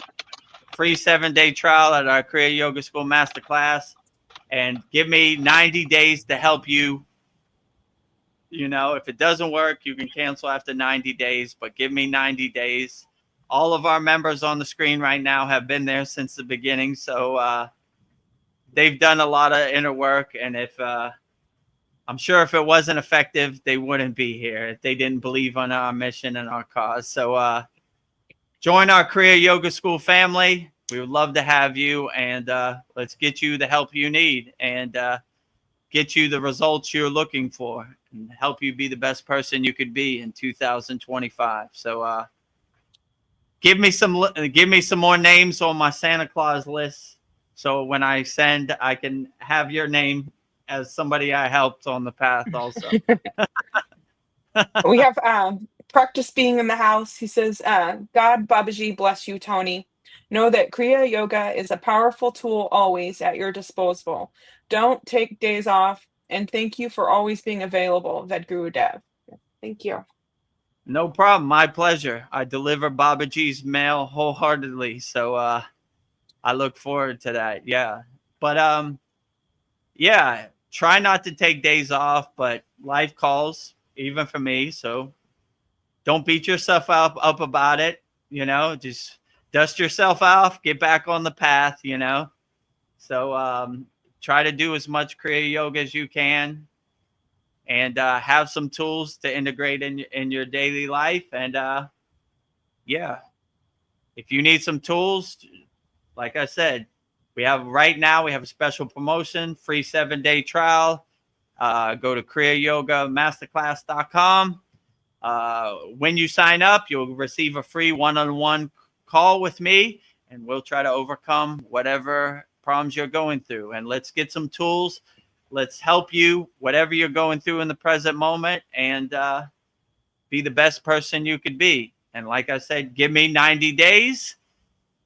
If it doesn't work after 90 days, then you can cancel. But if it does work, let's continue the journey. Let's continue doing the inner work. And Jai Babaji, give me the opportunity to deliver Babaji's mail to your house. Vedagurudev, Babaji's mailman. That's my title, right? I take no credit for any of this. Babaji is driving the car. I'm just witnessing him drive me around. So Jai Babaji. All glory to Babaji, all ascended masters, all Kriya yogis. They've laid the blueprint, and let us help you, get you on the path. Kriya yoga is for anybody. So as I like to say, speaking of 4th of July, we're Americans, not Americans. Yeah. We can do it. If I could do it, you definitely could do it, because I was the most unlikely yogi on the path of Kriya Yoga. I'm no Lahiri Messiah. I'm no Yogananda. I'm no Yukta Swar. I don't come from a lineage or a parampara, but now I'm on the path, and now I'm playing it forward. Let me help you as much as I can. So you out there, sign up there. Free Kriya Yoga Masterclass.com. Let's get to work right now today. I'm ready to Yes. go. So something you said, Vedagurudev, made me think. So you were talking about the archangels and how they can't really intervene. They can guide you somewhat, but that got me to thinking about the rules of this game. I think, God has created this kind of like a game, and he's imposed certain rules, and like I think free will is like the primary rule, and like if our free will is violated, that might be a sign for an archangel or something to intervene if our free will is infringed upon. But I'm just wondering what other rules God might have imposed, and like, has he made a set of rules for himself? Like, okay, this is how the game's going to be played, and no matter if this happens, I'm not going to interfere, because otherwise, the experiment will not, work out properly. So that just got me thinking about all that type of thing. Yeah, here comes my disclaimer. A God defined is a God can find, So I have no clue what God, the source, or anything is thinking. So that's how I always start all these God questions. But yeah, the reason we raise our frequency so high, because they say in yoga, open the gates of your crown so you can have tea with God, right? So if you're dwelling in the lower frequencies, or the lower chakras, like the root chakra, the sacral chakra, the navel chakra, then it's harder for the signal to reach you, right? Or you're unaware of the signal. You're too much lost in the sauce of the Maya delusional world. So all the techniques, as you know, in our Kriya Yoga school, we're always raising our energy to the crown, or to the eyebrow chakra, or the third eye. So we always want to have a high frequency so we could receive the God signal. Like, it's like tuning into the God signal on our radio dial. So, you don't want to have a bunch of static or anything. You want to hear the God signal. So I would say that these ascended masters, to hear them, you have a higher vibrational frequency, and you have to not have a lot of distractions. You have to, in yoga, they say we only talk to people that can hear what we're saying. So it kind of relates to them. You have to have such a high frequency that you can hear what they're saying. So I would say, if you're open and your radio antenna, your God antenna, is picking up the signal, then it's a lot more clearer, and it's a lot more accessible, and it's a lot less work for the ascended masters to reach you. Let's say, if you're on your lower frequencies, it's almost impossible, or they wouldn't want to go there, like, you have to rise your frequency to them. They don't lower their frequency to you. Let's say it like that. So all the techniques we're doing, we're constantly raising our frequency so we can get the signal and we can hear it, like, it's like holding your phone up in the Himalayan mountains. Can you hear me now? Can you hear me now? When you have a clear connection to God, or whatever ascended master or whatever deity you're invoking, it's a lot easier to get the signal. So I would definitely say that how could I say, God has set the rule set, but it's not the end all be all. You could pivot, you could change course, which I obviously did. I got on the path to Kriya Yoga. I was totally lost in the sauce in my ego body, but I had the free will, or the discernment and the discrimination, to change course, right? This isn't working. This doesn't make me feel good, like, let me change course and let me get on the path of Kriya Yoga, the path that resonated with me the most. So, yeah, you do have free will, you do have discernment, but there's a loose rule set around it, right? And my intuition tells me that the ascended masters can help you from afar, but can't interfere directly, right? They could just give you what's called darshan, or like intuition, or like spiritual messages from afar, right? Like sometimes I the energy feels off when I go someplace and I just leave, right? So I feel that's like, we shouldn't go in here, you know? I mean, it's up to you. You can make the choice yourself, but I'm just saying, this doesn't feel right, you know? Okay, let's go, you know? You know, I'm not going to test it. I'm not going to try to make sense of it. I just leave. So they interfere that way, you know, from afar, like a breadcrumb, or like a confirmation, like a suggestion, let's say, a divine suggestion, right? You know, it'd be nice if you bought that Shiva statue. I'm just saying, up to you, you know, something like that. So they kind of guide you, but from afar, let's say it like that. That's my intuition. But there is kind of a rule set. Would God put a rule set on himself? I don't know. That's a beyond my comprehension question. I don't know, you know, like only God can answer that, you know, and or you know, like so I would say there's a loose rule set, but the way I look at it, like if I get when I got on the spiritual path, I'm gonna try to do the best I can and get as far as I can and make as much spiritual progress and help as many people as I can. That way, you can never really go wrong. Like a lot of these Siddhas and ascended masters, they try to extend their life as long as possible so they can make as much progress as they could on the spiritual path. So that I try to keep that mindset. Like, well, if I'm here, I'm going to try to do the best I can. I'm not going to try to attach to any narrative, or I'm not going to try to let anybody's projection become my projection. I'm just going to do the best I can and see where it takes me, and help as many people as along the way. And I don't think I could go wrong with that mindset. I know I had a couple thoughts. I think we're all sovereign beings, and nobody can do anything to us unless we agree to it. If we do have free will, nobody can hurt us, or we don't have to agree to anything that we don't want to, but we get tricked into doing things that aren't in our best interest. And then I also think that everybody has psychic abilities, and I think we should all. I think it's just a matter of waking them up. I don't think one person's more special than another. I think we all have these abilities, and I think if I don't know, the Kriya Yoga school is important to help access those. But I think we would become an advanced civilization.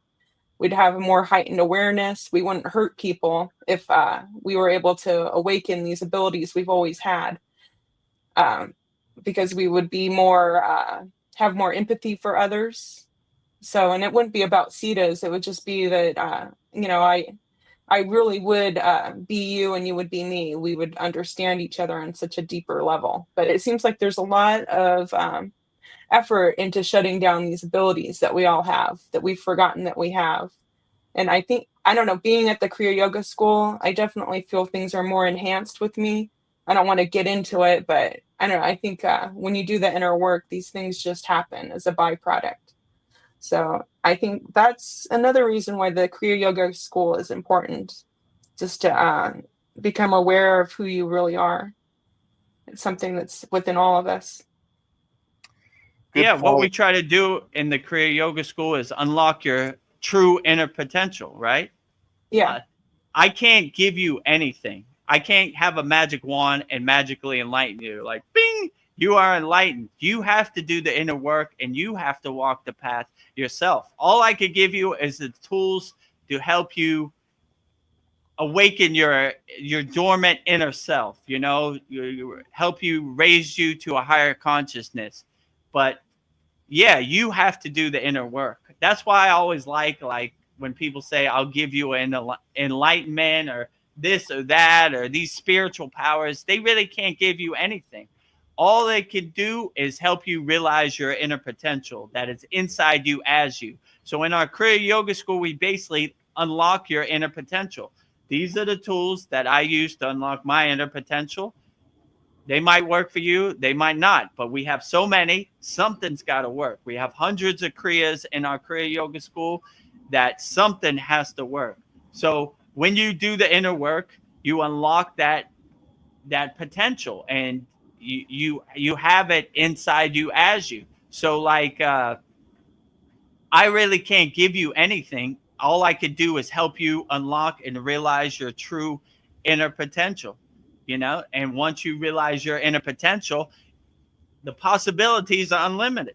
I mean, where I'm at on the spiritual journey, I never thought would happen. It was a far distant dream. Even when I got on the path of Kriya Yoga, these things don't happen to me. They happen to Yogananda or Lahiri Messiah. Babaji doesn't talk to people like me. He talks to enlightened beings, So when you realize your true inner potential, you really unlock it. And the main goal of our Kriya Yoga School, like you said, is to give you the tools to help you unlock your true inner potential. But you are sovereign. You are the king of your castle. And no one can give you happiness. You realize happiness is inside you as you. So all these people trying to sell you stuff, when you unlock your inner potential, you have it, and that's something you carry with you your whole life. So I just basically killed their whole marketing campaign. Buy this iPhone 16, you'll be happy. No, happiness is inside me as me. This is just a piece of metal or plastic. It's not gonna make me happy. Oh, can't sell to this guy. He's learned the highest truth. Happiness is inside you as you, right? I remember when the C word thing happened. I asked my guru, Baba, what should I do? He said, if you can't go outside, go inside. So I always like that perspective, right? So instead of asking other people, realize your true inner potential, which is inside you as you. And if you need some tools to help you, join our free 7-day trial on our Kriya Yoga School masterclass.com. And then when you join that, you'll get a call. I'll call you. You schedule the time and call, and we'll go on and solve your problems. But definitely have some tools out here in the Maya delusional world, because it's crazy, Yeah, So it's crazy. It's insane. But you are control. All we're going to do at the Kriya Yoga School is unlock your true inner potential. And once you have that inside you as you, then you'll live a long, healthy, happy life, and let me help you. Give me 90 days and we'll get to work. It could be the best money you ever spend. If it isn't, cancel after 90 days. Just if you support me, give me a 90-day commitment, and I'll do my best, everything in my power, to get you the results that you're looking for. So about what you said, I had a thought about that, like the psychic power of telepathy, like from my understanding, many of the higher dimensional beings communicate via telepathy, and I was just thinking, what would happen if right now everybody on Earth all of a sudden gained the capacity for telepathy. So you go out there, you're going to know what that person is thinking about you. So if you're going to have like judgmental thoughts, you might have sexual thoughts towards someone or whatever. So like, I'm thinking like, we're not ready for that. Like, if you have any judgmental thoughts about anything, you're definitely not ready for telepathy, because that person's going to know what you're thinking We about will know. them. and you would not want them to know that thought. So, that just goes to Yeah. show that, like, we've got to be in more control of our desires, our thoughts, and not have any judgmental thoughts about other people, just loving thoughts. And, so telepathy at this point, I don't think the human race is ready for it, Yeah. for You the most part. definitely be more aware of your thoughts. I think it would raise our consciousness. I think we'd become a more advanced civilization. We definitely have to raise our consciousness. Yeah, a lot of us aren't ready, but it doesn't mean we can't get ready. But so I Yeah, think there's I would definitely say the higher enlightened beings, they definitely communicate telepathically. The the the 3D words or even the language is doing them an injustice, because their frequency and their telepathic communication is like a beautiful symphony of music. Like, I hate to even put words to it because it's crude to even put words to such a beautiful experience. But yeah, if telepathy happened, I think it'd be a good thing, because it would mean you couldn't hide behind your inner thoughts. You have to overcome judgment. You have to overcome gossip or whatever you have, because everything is now on the table. And it'd be a good way for you to look in the mirror, say, why do I need this judgment? Why do I need this gossip? Why do I need this anger or bad thoughts or how I think about other people? So it'd almost be like looking in the mirror at yourself and say, I need to let this go, or I have to let this go because it's doing me a disservice by holding on to these lower emotions. And now everything is on the table, and it's like I'm naked running through the park. People can see everything about me, right? I can't hide behind these lower emotions no more. Now I have to face it in the mirror and take it head on, right? Like, why do I need judgment? Don't need it. Okay. It doesn't serve me. It makes me look stupid, because people can read my mind. Or I want to have my mind so crisp and clean and pure that when people do read my mind, they see a beautiful place, not an ugly war zone full of lower emotions, right? So hopefully, if we do communicate telepathically, there'd be no need for these lower emotions or anything. They won't yeah. serve you anymore when you're in a higher frequency or a telepathic state. But I'll say from my experience, these higher enlightened beings, they are definitely communicating telepathically. And for you to reach them, you need to be open to telepathic signals, right? So I would definitely say that's how they communicate. And if we start communicating that way, I would hope it'd be a beautiful place, like it'd be a wake up call to a lot of people too. I can't hold on to this judgment. I can't hold on to this anger. I can't hold on to these bad thoughts because I'm running naked through the park, Yeah. Everybody could see what I've been holding on to, and it no longer serves me in the present moment. Let it go. So that's what I would hope. But Yeah. yeah, so I'm open to the day we can uh, communicate telepathically.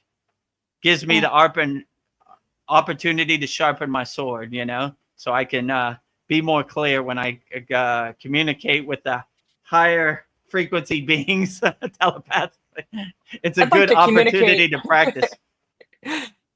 I'd like to communicate in images. I think that'd be so much faster. Like, Yeah, not use definitely. words. Yeah, that's kind of how they do communicate, let's say, or I don't know. you translate it into images and you kind of make a mental picture of what they're communicating on a higher frequency, I would Hmm. say. And listening to you, the theme that came to my mind is surrender. I was thinking like, what we all want to be happy. What is preventing us from this freedom we're seeking and happiness? And there's things we can't let go of, things that are holding us back, resentments, like you were saying, and fears and shames. We like blaming, insisting on. We like to insist that we're right. Guilt, Mm. sticking our nose into other people's business. Um, I Mhm. don't know, the self-righteousness that people have and vanity, how the list goes on. And I don't know, and just maybe if we don't have concern for other people's opinions, I don't know, just dropping everything, like you were saying. Um, I don't know, and I don't know until until we understand the problem, we can't solve it. So I was thinking, okay, this is what's holding me back. Okay, how do I solve this? Um, I don't know. And then I was thinking, like, what do I want to put my energy into? Is it worth it? I just That's the thing I've been thinking. Like, is it worth it? Is this relationship worth it? Is this job worth it? Is this I don't know. Is it worth it? And just like thinking that is just like such a freeing statement. Is it worth it? And just letting everything go. So I don't know what you think of that, but I was just thinking that was just a powerful statement. Just like, is it worth it? Like, Yeah, when you contemplate and you self-observe yourself, you look at a lot of things like, is it worth it? Is it really worth my inner energy to expand on this? You know, my 15-year-old daughter, I was telling her the other day, I was like, the only people that really matter in your life is your mother and your father. Everybody else, if they don't pay you money or they're not in your family, then it's not worth it. Like, who cares what they think? It doesn't matter what they think. If they don't, I mean, you can't go to your boss at your work and say, you don't matter. You might not have a yeah, job tomorrow. So it's keep worth that it. financial means coming. It's worth it. It's paying your bills. It's putting a roof over your head. You need money to pay electric. That's just the way it is, whatever. But anybody outside of that, if they don't pay you money or they're not in your family, they don't really matter. Who cares what your neighbor thinks? I don't approve of your car. I don't care what you approve of. I like my car, and if you don't like it, you don't matter. Your opinion is not worth it. I'm not Yes, gonna make it's your not worth opinion it. become my opinion, right? So you begin to see a lot of the stuff you're attached to isn't worth attaching to, isn't worth your energy. So you start shedding all these stuff, right? Like my guru say, go down to your basement, Vedagurudev, open all the windows, sweep out all the dust. You have all these boxes in front of your door to God. Throw them all away. They don't serve it. Get rid of all these distractions. None of this is worth it, right? Like you begin to self-observe yourself. Like I wonder what happened in the P. Diddy trial today. And then you say, wait a minute, is it worth it? It's No, not I worth don't it. want to use my energy. It's not worth it. I don't work for P. Diddy. He's not in my family. It's not worth it. Wait a minute. You saw what Kim Kardashian wore to the Grammys? Why do I need to know that? It's not worth it. I'm not going to spend my energy on that. I'm not going to waste my energy on that. It's not worth my time. So, yeah, you begin to start detaching and start seeing what is worth your energy and what isn't worth your energy. And when you have that perspective, that kind of detached uh, mindset of what is worth it and what is not, then you really start to see and you really start to throw away the trash that no longer serves you and let it go. Like, why do I need to attach to this? This doesn't serve me. This is a drain on my energy battery. I'm going to focus my energy on things I control. The narrative or the distractions or the mainstream media or social media doesn't have the pull that it used to have. I don't care. So you start not caring about anything, right? I don't care. P. Diddy, well, he's not in my family. He don't pay me money. I don't care. Kim Kardashian, I never met her. Who's she? I don't care. So you don't care. And that's when they hate, because they're really stealing your attention, If they can't steal your attention no more, then they lose, you know? That's what they do. They farm your attention. They sell your information, you know? So their money is your attention. If you don't give them no more attention, then they don't have that attention no more. So yeah, just self-observe yourself and say, is it worth it? And you could go down the list, or you can make like a journal and say, write down stuff. Is it worth it? You know, is the P. Diddy trial worth my attention? X, no. You know, is what my daughter is going to eat for dinner or worth my attention? Yes, check. You know what I'm saying? So you kind of make a list of pros and cons of what really serves you in the present moment. I always like when my guru said, the future is imagination, the past is this memory. We stay anchored in the present moment. Like we anchor ourselves in the present moment.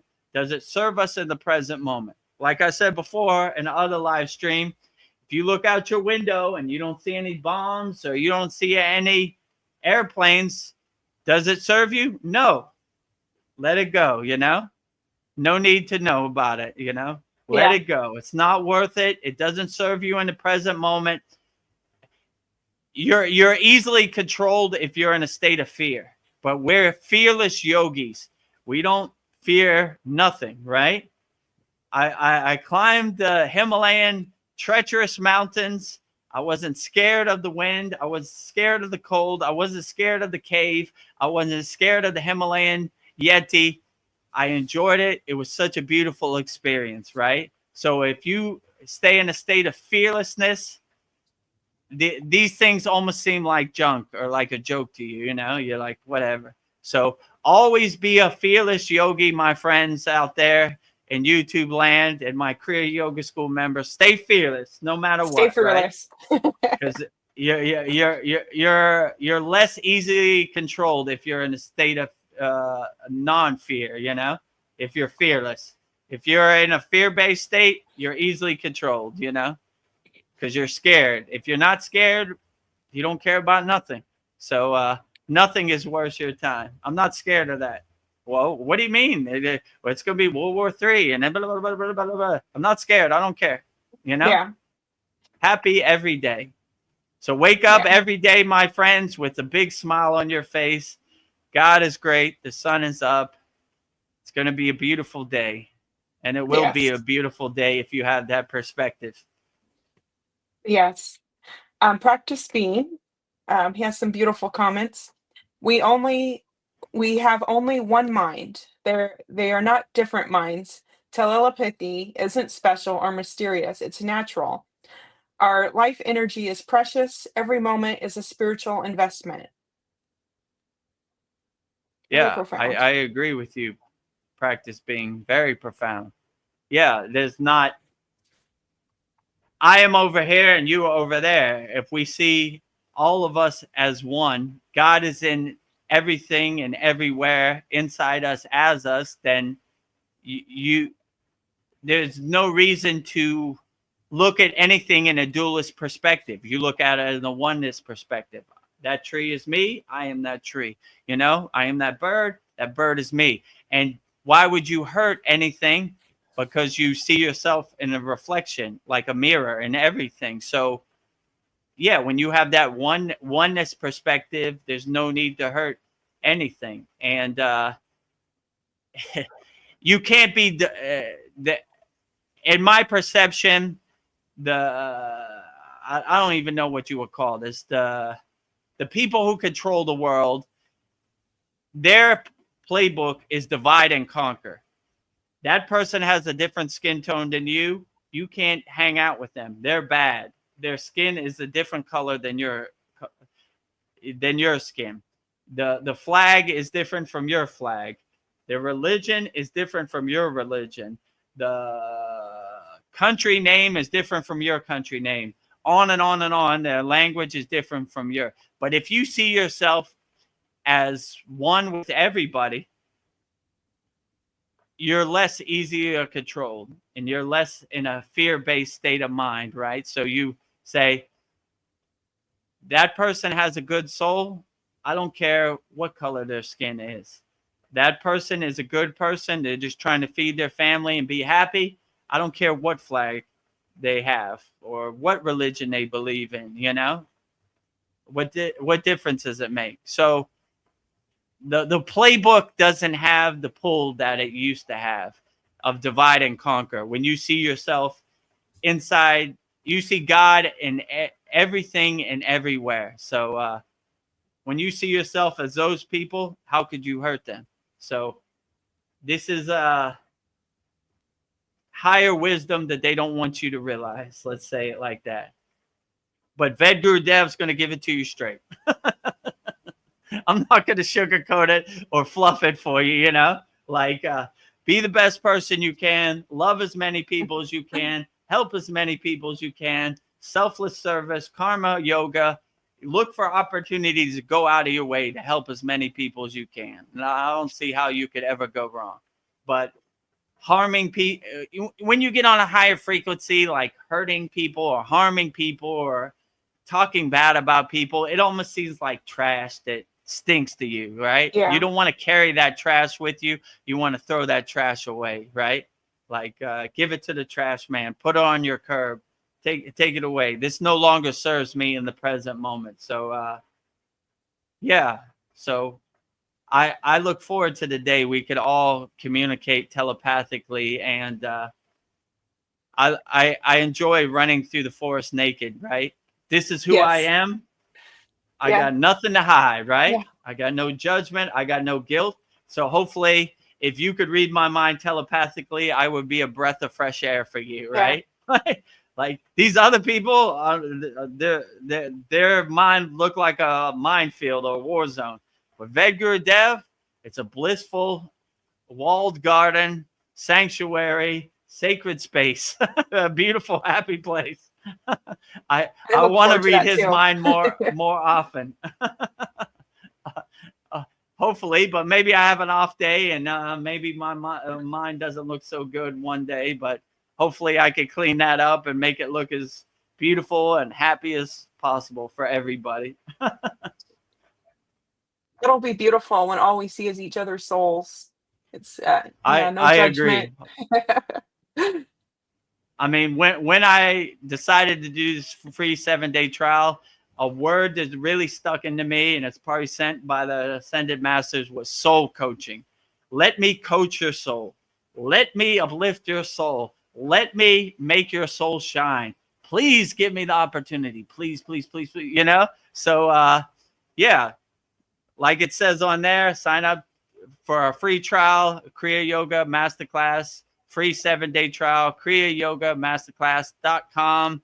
And when you sign up, you'll receive a free one-on-one soul coaching call with me, Vedagurudev, 100% free. Please give me the opportunity to coach your soul. Please, please, please. Yes. Is it worth it? It is, in my opinion, I'm biased. It's 100% worth it. You know, give me 90 days. That's all I ask, right? You know, it's for 90. It's $50 a month, so 90 days would be $150. It might be the best $150 you ever spent. You know, if it doesn't work after 90 days, no harm, no foul. You know, you definitely will learn a lot, and you'll definitely have some tools, and you'll definitely have some insights that, in my opinion, would be 100 times way worth more than $150. So just give me the opportunity, give me 90 days, and let's get to work, you know? And you'll be helping me out because I'm trying to win the school games again. It just started January 1st, right? January? Sorry, July 1st. Sorry. Yeah, you're right. January, right? Where's my mind at? Yeah, so July 1st, our Kriya Yoga Masterclass is on a platform called School. Every 90 days, they have what's called the school games. So when you join our school, it shows as what's called MRR, which is monthly recurring revenue. So the more I get monthly recurring revenue, the more I win the school games. And we're in a category called spirituality, so it's probably the easiest to win. But I need your help. Please support me, and hopefully I can win the school games. If I win the school games, they'll fly me to Los Angeles, and I'll get a cool trophy with a flame on it, and I'll be able to meet Veronica, Paul, Tony, Kyle, all of our members in person in Los Angeles. So if you want to meet me in person in Los Angeles, hopefully we could go to Lake Shrine SRF, which is Yogananda's place, which is right in Los Angeles, Pacific Palisades, Malibu, and we can have a great satsang live at Lake Shrine. We have our spiritual family reunion. Please support our spiritual family. Please make our spiritual family reunion pilgrimage a possibility. All you have to do is join our Kriya Yoga School Masterclass. You could go in for 7 days, see the value, go on all our calls. Every Saturday, we have a 2-hour Kriya Yoga class where I demonstrate the techniques. It's every Saturday at 11 a.m. Eastern Standard Time. We have this satsang. We have on Sunday, we have live from a Thailand beach, Soul Talks, and you'll just have access to me 24 hours a day. And you can go on a call with me, and we'll overcome whatever problems you have. Like a lot of our members, they book a call with me. I'm going through something today. I need your help. Let's try to overcome it.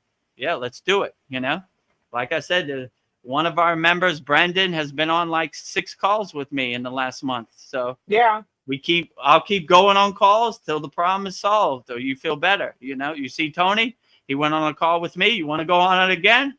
No, I'm doing pretty good. Thank you for all your help. All right, great. You know, better. Now I'm looking for other people to help. So give me that opportunity. So it's right there on the screen. You can't miss it. Start your free trial right now. Free for 7 days. Kriya Yoga Masterclass. Give me 30 days. Give me 90 days, 3 months to get you the results you're looking for. And if you go sign up, sorry, I messed up. You know, if you sign up for a free 7-day Kriya Yoga Masterclass trial, you'll get a free bonus call, private one-on-one soul coaching call with me, Vedagurudev, 100% free. So let me coach your soul.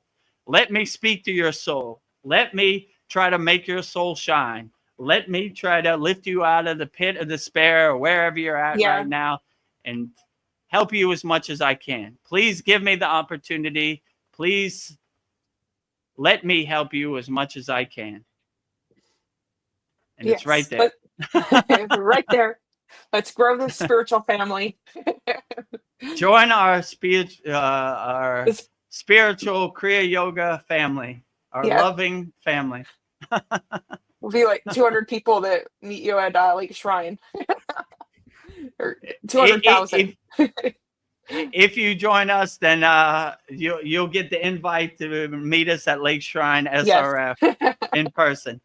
It would be my true blessing to give you that opportunity. And I would love to meet all of our Kriya Yoga School members in person. Sounds beautiful. Support the movement. Yeah. I've got a question about spiritual accessories. Let's talk about, like, we've talked about it once before, but just to refresh, crystals, incense, statues, Raksha beads, all those types of things and the purposes for them, and like, you know, like, what do they do for us? Yeah, so like I said before, some people focus on the formless part and some people like the form part. So I personally, as you could see, I have many statues. I like the visualization, the statue form of Goddess Lakshmi. She's hiding behind Babaji. Got it, Lord Shiva, Lord Ganesha. Well, you maybe could see him a little bit. Hiding behind Mataji. the form of Babaji and the form of Mataji. So I like the visualization that those pictures, those statues carry, right? And I like to feel their essence or feel their presence, like radiating out from them. Like sometimes when we do the Yagna fire, which we do here, you could see them kind of swaying, nodding their head, or smiling. So I like the visualization aspect. So all these spiritual tools, statues, pictures, Raksha beads, which I'm a big fan of Raksha beads. I look like Kriya Yoga Mr. T. I have so many Raksha beads around my neck. And so, these are good representations. And how could I say, a good way to surrender yourself to the path, right? Like, if I need Raksha beads, I'm going to do Raksha beads. That helps me do my mantras. So all these spiritual tools are a good way for you to connect and visualize the essence or the divinity of each God and the energy of each God inside you as you. So like I said before, when I do puja to all my statues, all my deities, it's basically saying Jyoti, which Jyoti, Jyoti, Jyoti, Soyam, Jyoti, Jyoti, Jyoti, Param, which that basically means I see the light of God inside me as me, right? So I'm lighting the light of the statue or the deity, and I'm lighting the light inside me as me, and those two lights are merging together as oneness, right? So it's a good visualization for you to get you in the right mindset of you are one with God and God is one with you. So I like the visualization of the Raksha beads, the statues, they all serve a different purpose, but all beautiful. Anytime you call God's name, it's a beautiful thing. Or you call goddess or ascended master or anything. Just vibrating the name of God is always a beautiful thing. Whether you're saying it in mantra japa, or you're praying to a statue, or you're praying to a picture, or you're praying to God inside you as you, it's always a beautiful representation. So I'm like you, Paul. I have a lot of statues and pictures for a lot of people. I like the visualization. I'm nirguna, right? I'm form. It uplifts me. It puts a smile on my face. So, and any spiritual tools, Raksha beads, pictures, statues, lamps, incense, puja lamps, they're all a good thing. So I would just there's no right or wrong way. I would say all my statues, I just got a good feeling and it felt right. And something inside me told me, you know what, you should buy that. So I always go with my intuition and I buy it. So anything that resonates with you and makes you feel good and uplifts you and puts a smile on your face, then that is a spiritual tool you should definitely put in your arsenal. Thank I know you. Practice Being said something the last Satsang. He said that it's important to wear metal to hold your energy in.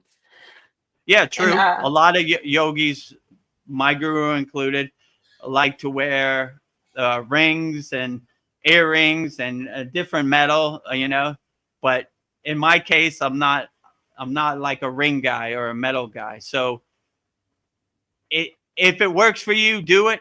If it doesn't resonate with you, then maybe don't do it. Because a lot of yogis have long beards and long hair and white hair. I have very short hair. This is what resonates with me. I'm a lot of yogis wear earrings and a lot of metal and everything. It doesn't resonate. I'm happy with my Raksha beads, So it just depends what works best for you. There's no real one size fits all. It's use your own discrimination and discernment and see really what works for you and what uplifts you. And that's probably the best path. So there's no right or wrong way. I'm not less of a yogi because I don't wear rings or earrings, or I'm not less of a yogi because I don't have a long beard and white hair. I'm still a good Yeah. yogi also. So the, these things, these how Paul said it, spiritual accessories help you if they resonate with you. Let's say it right. If it makes you feel better and gets you on a higher frequency, then yeah, why not? But if it doesn't, then you're not less of a yogi because you don't have a long white beard. I want to be proven example. It works for everybody, you know. Short hair, long hair, metal, non-metal, whatever works best for you. That is the best way to do it, I would say. Yeah, I Great. look at pictures of like deities and like the nose ring and jewels on the third eye and wrists and ankles. And I'm thinking it has a purpose, but I don't know, and it resonates with them. But my intuition is telling me that it's like, I don't know, it's doing it's like a on all points of your body. I don't know. Feel like there is a purpose to it. I just don't know what it is. But yeah, and Yeah, like you said, for them, it resonates with them, so it works for them.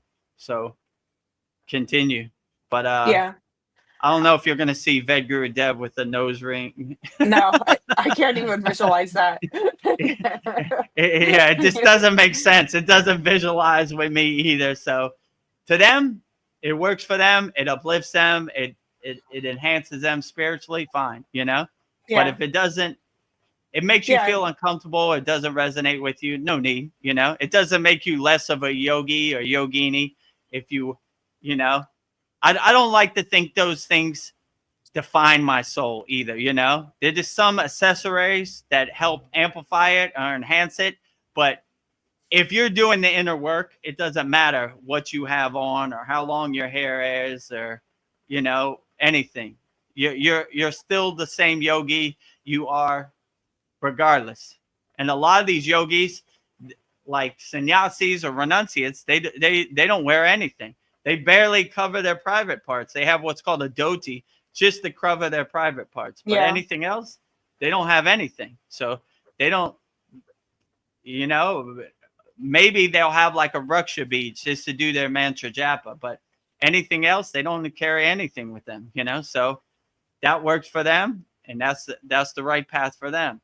Other people do what other people do. So I would try it out, see if it uplifts you and makes you feel better. If it does, then keep it. If it doesn't, then you know, not necessary. yeah. I was just thinking, autobiography of a yogi. I remember a story or Yukteswar. I think he prescribed a piece of metal for to Mm. heal somebody. Do you remember that story? I read it a long Yeah, time true. ago. So Yeah, yeah, absolutely. I made that. That's true too. There's certain people that need some enhancement, and certain enlightened beings like Yukteswars can see that this would help uplift them and to get them further on the path. So yeah, if a enlightened being, Sita or Babaji or Yukteswar, Yogananda tells you to wear metal, you should probably do it because they know what they're talking about. yeah. Actually, let me Can't hurt. stretch my Yeah. feet. Oh, you've gone a long How long time. have we been in there? 2 hours and 23 minutes. Oh You're yeah, a it's about warrior. that time. I'm gonna do it Windshield 2 minutes. wipers. If you join our Kriya Yoga School, I'll show you how to warm up your legs. We got some good warming up techniques. And if you want to learn how to sit in the lotus position, like I do in our class, we have great techniques how to sit in the lotus position. So I think a lotus position to impress your friends would be worth $150 alone. Plus, you would learn a lot more, you know? Keep your back straight and get a direct transmission. Yeah, warm up your knees, your hips, you know. Hundreds of Kriyas. Sign up today. 7-day free Yeah. trial. Now back to the program. Yes. I've been thinking about animals and healing. I've been thinking about the healing power of dolphins. Um, Mm, I don't know. It's been they improve like your brain activity when they swim around you, and they reduce stress and boost muscle awareness. I don't know. And mm, children with cerebral palsy, I guess they're like used to help those children. I don't know. And mm, for a while, I don't know. I don't know. We always like saying that we want intelligent life to visit us, and the dolphins have been here this whole time. I don't know. I don't know. They're here to help us. I don't know. And people, they'll swim with dolphins, and they feel like their moods improved and their anxieties, their reduced pain in their bodies. And I guess women used to like give birth with do dolphin mm, births with the dolphins around them, and those right. children would I don't know, like this was in the 70s, but I guess they would they would learn to walk earlier and talk faster than the average child, and have like more psychic abilities. But I guess it's outlawed now to like do dolphin assisted births. It kind of makes Mm, me think, uh anything that would like improve our psychic abilities, the powers that be like ban it. But they say that it's um dangerous. But for years mm, there's been uh dolphin assisted births, and women give birth in water all the time. It just makes me question why it's illegal to have dolphin assisted births now. I don't know. This is something I'm questioning because I don't think it's wrong. Yeah, and women, I guess that there's an oxytocin, if I'm saying it right, that's released. It's like a love hormone that's released, and so the mm. women don't have pain when they're giving birth in the water, and the dolphins are all around them, around the woman giving birth. I don't know. I saw a video and it looked beautiful. So Yeah, I don't know. sounds beautiful. Yeah. Yeah, well, I would say if they say go right, go left. Yes. So if they're trying to ban anything that uplifts your consciousness, you should question these people. They don't have your best interest in mind. At our Kriya Yoga School, we have your best interest in mind. We want you to raise your consciousness as much as possible. Raise your frequency as much as possible. Don't let them tell you what you should feel inside you as you, like what did my guru used to say? He says, they can't take away what you have inside you as you, right? So they're always, I could also say this. Anytime I've gone to initiation or a Kriya Yoga yatra or pilgrimage, my ego was always standing at the door. Like, wait a minute, Vedagurudev, you can't go. You're not a mountain man. You can't go to the Himalayan mountains. We come from Miami, Florida. We live in Thailand. We're tropical. We don't go up mountains. You're gonna die. You can't do it. So it's always standing at the door. So anybody standing at your door telling you what you should do, get away from that person as fast as possible. So, but yeah, raise your consciousness as much as possible. The dolphins sound like they have beautiful frequency, and they're a higher intelligence transmitting sonar or like high Yeah. frequency waves that are really helping the woman navigate the pain from childbirth, and the child from coming into the world spiritually already kind of enlightened, already the frequency of the dolphin carrying the child into the world. That just sounds like a super Yeah. beautiful thing to me. Like, like who would ban that? Like what, you know, I don't know, like, Yeah. They you said have to it's question this. dangerous. Like, yeah, dangerous to who? Yeah. They, As far as waking I up. on a satsang before, one of our members said that a priest said opening your third eye is dangerous. I go, can't. What are you talking about? I open my third eye all day, every day. I try to keep my third eye open 24 hours a day. They're like, you let demons in. What are you talking about? These people are delusional. Don't listen to anything they say. It's dangerous for who? anytime they say it's dangerous, get away from that person too. Because how do they know what's dangerous for you? You know, they look at us like such sheep, such losers, that they would tell us what is dangerous for us. How do they know what's dangerous for us? They're just guessing. So I don't know, like Yeah. it doesn't sound dangerous. If a dolphin gives you a higher frequency and navigates you through childbirth, that is the most beautiful thing I've ever heard of. It almost makes me shed a tear right now. Yeah. Like, how could that be dangerous? Like, you begin to step back from the TV and see how stupid these people we call our leaders are. They're so stupid. Like, what are you Yeah. talking about? Like Paul said before, if the aliens land, you're going to jump out the window. What? I'm not going to jump out the window. I want to see some aliens, So that's how stupid they look at us. Like, I don't listen to anything they say. They say go right, I go left, right? Dolphin birth, it's dangerous. No, it's probably great. Anything you say is a lie. I'm going the other way, right? So if you say dolphin birth is dangerous, I'm definitely going to think it's a beautiful thing because you're a evil liar. You're a habitual liar. Liars tell lies. All you do is lie, right? Wait a minute. We can't tell you about the aliens. You're going to jump out the window. Liar. I want to know about the aliens more. Because if you're saying it's dangerous, it's probably a good thing, right? These are probably great aliens. I hope they meet them. I'm going to make an alien sanctuary, a landing pad. Land right here, aliens, because they said you're dangerous. I don't believe a word they say. If they say dolphins are bad, then they're dangerous. Dolphins are good, right? So anytime they say anything's dangerous, I say you're dangerous. Dolphins are good. Aliens are dangerous. Aliens are good. You are dangerous, right? Anything you say is dangerous and evil and lies. So I don't believe anything you say. So Yeah. anytime they say dolphins are bad, say dolphins are good. You're a liar, Yeah. Aliens, aliens are bad. You're going to jump out the window. You're dangerous. You're a liar. Aliens are good.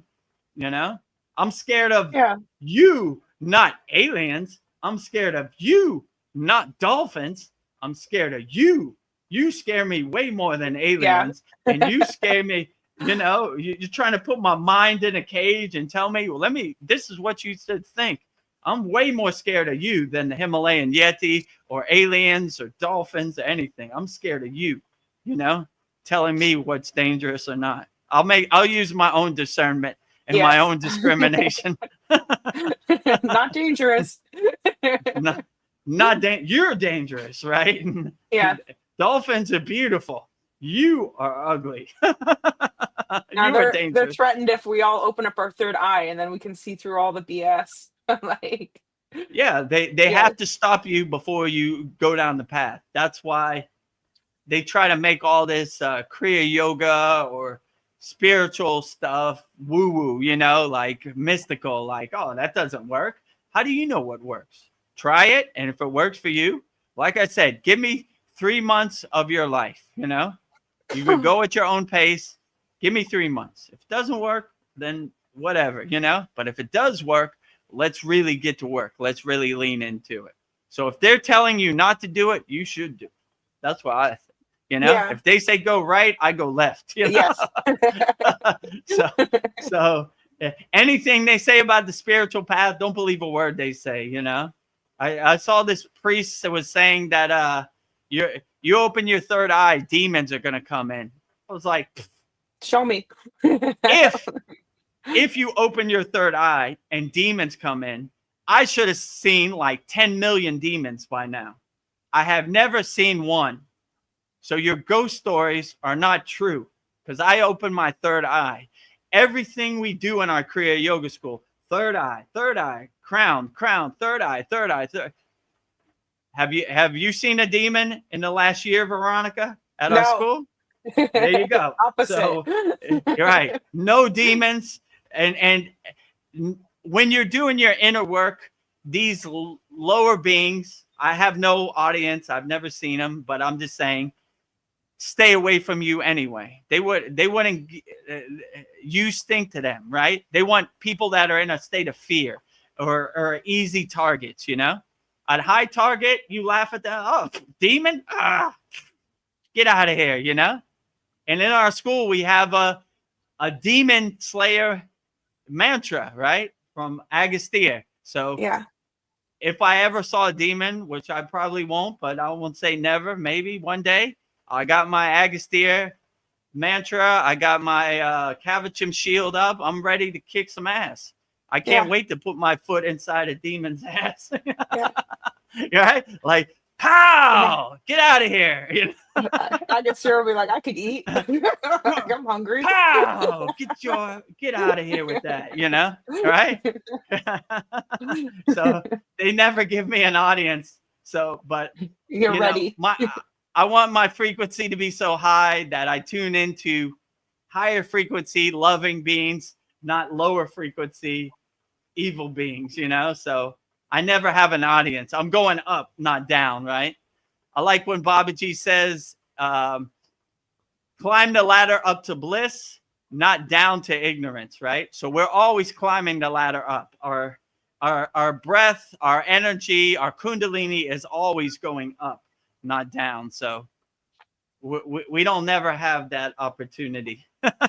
Yeah. They would never give us an audience, you know. But I don't know. Maybe one day, if that does happen, then I'll be ready. I stay ready so I don't have to get ready. I was wondering when you would show up. I got something for you right now.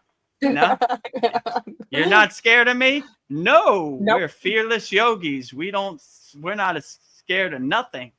We're not scared of the end of the world. Nothing, right? Nothing could shake my samadhi, or nothing could shake my meditative state or my mindfulness. So I welcome the opportunity.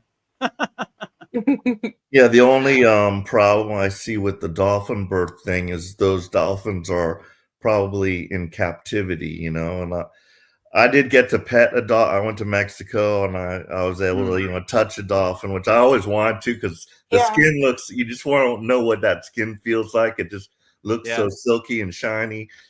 And I also grew up in Miami, Florida, and they had the Miami Seaquarium, and that was back the Oh, show yeah. Flipper. You remember the show Flipper? Yes, it was my Yeah. favorite show. And they used to film that there at the Miami Seaquarium. They had like a little lagoon back there, and they'd have their little trained dolphins back there. But I always wonder if the dolphins want to, you know, be free. You know, if I they think don't they like, do.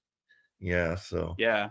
So it'd be nice if they just had like a little pond with like a channel where the dolphins could just come in of their own accord and then, you know, hang out with you if they wanted to.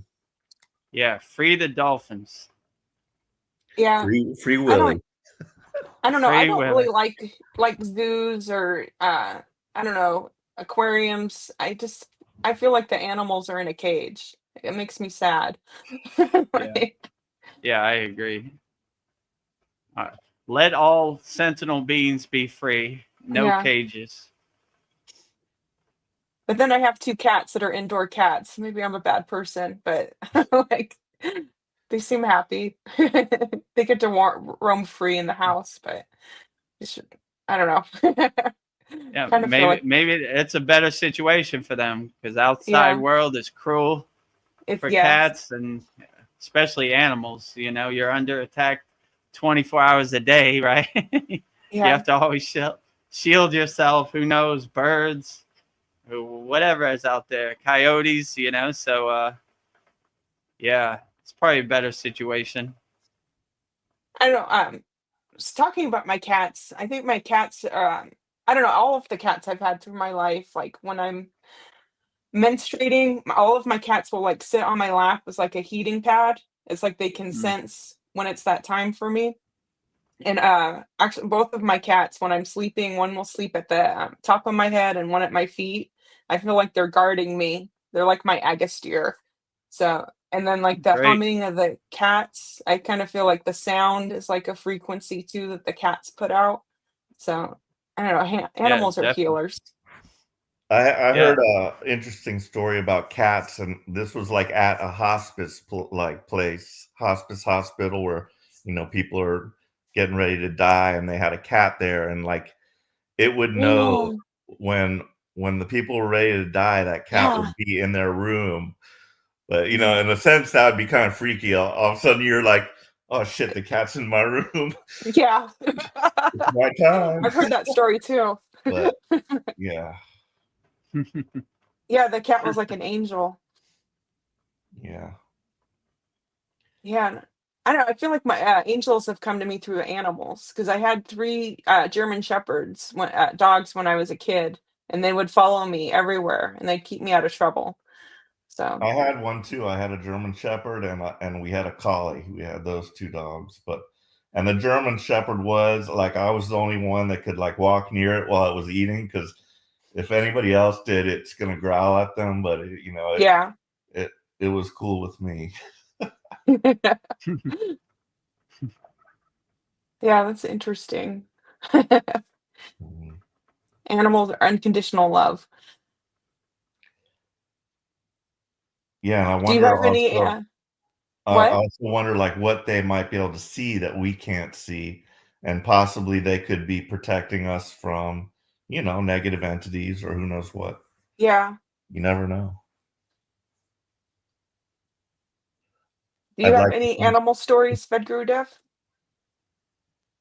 I mean, I personally don't have any animals, but when I come outside and do my sadhana and I say my mantra japa, I have an audience of squirrels. Sometimes cats come by, birds, butterflies. One Monkeys. time, one monkey. Yeah, I was Yeah. just gonna say one monkey was sitting right there. Uh, yeah. So I've noticed the trees in my yard were dying for whatever reason. When I started doing my mantra japa practice outside, they started growing super huge. Like they just felt the energy.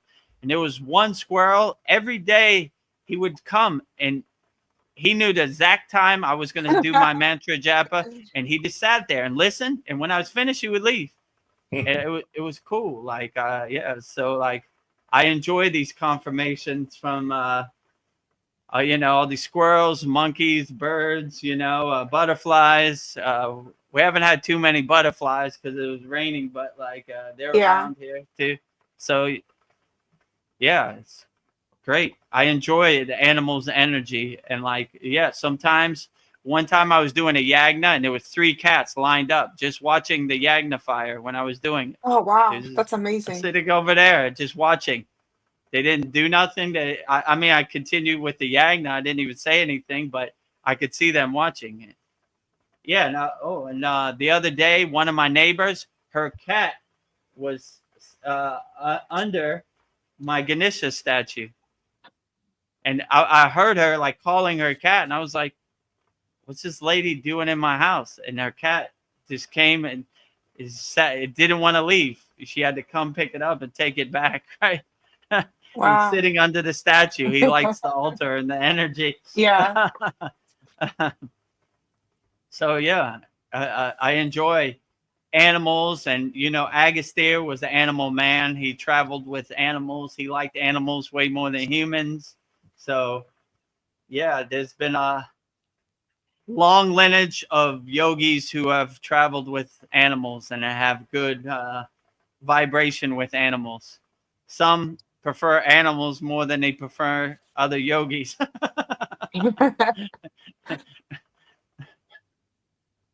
Yeah. Yeah, and I see a lot of videos where animals really love music. They just like those Mm, like when people will like play like music for the animals and they just stop and sometimes like a horse and you can see like a tear running down the horse's face. They're like they can feel yeah, it. cool. Yeah. Yeah, I've seen that many times in India too. Like saying mantra japa, and like the cow or the buffalo would just start crying, and like or they're by the temple and just being in the presence of the deity, and the vibrations of Om really feels home for them, so they enjoy it. Sandy Nicole, she says, I just got back, had to step away, and I hear you talking about cats.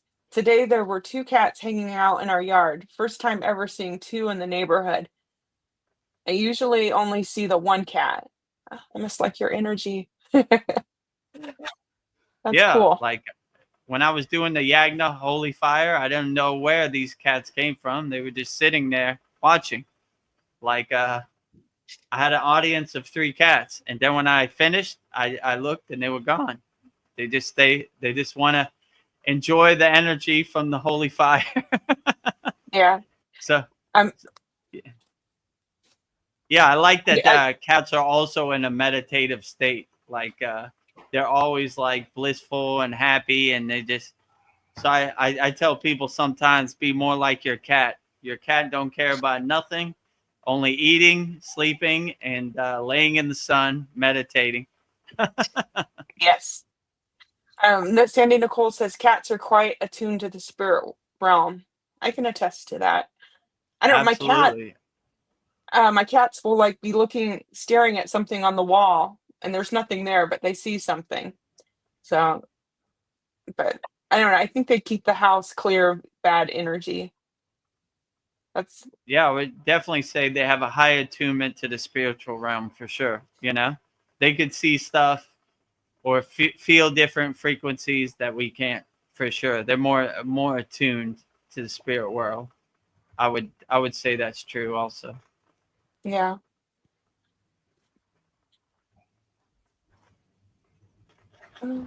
Did you have any questions, Paul? No, I was just thinking, one thing I like to think about, like meditate on, is freedom, as we were Mm, kind of talking about, just like I'm free. I'll tell myself I'm free. I don't have to go anywhere, do anything. true. I don't need anything, and I just try to just, soak that in and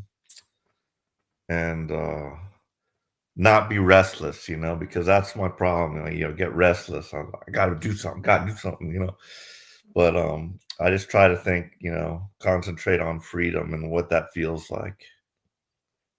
Yeah, absolutely. I always like when they say freedom is not free. Of course it's free. Sit on the side of your bed and close your eyes. Try to be as free as possible. It's such a beautiful thing, right? Like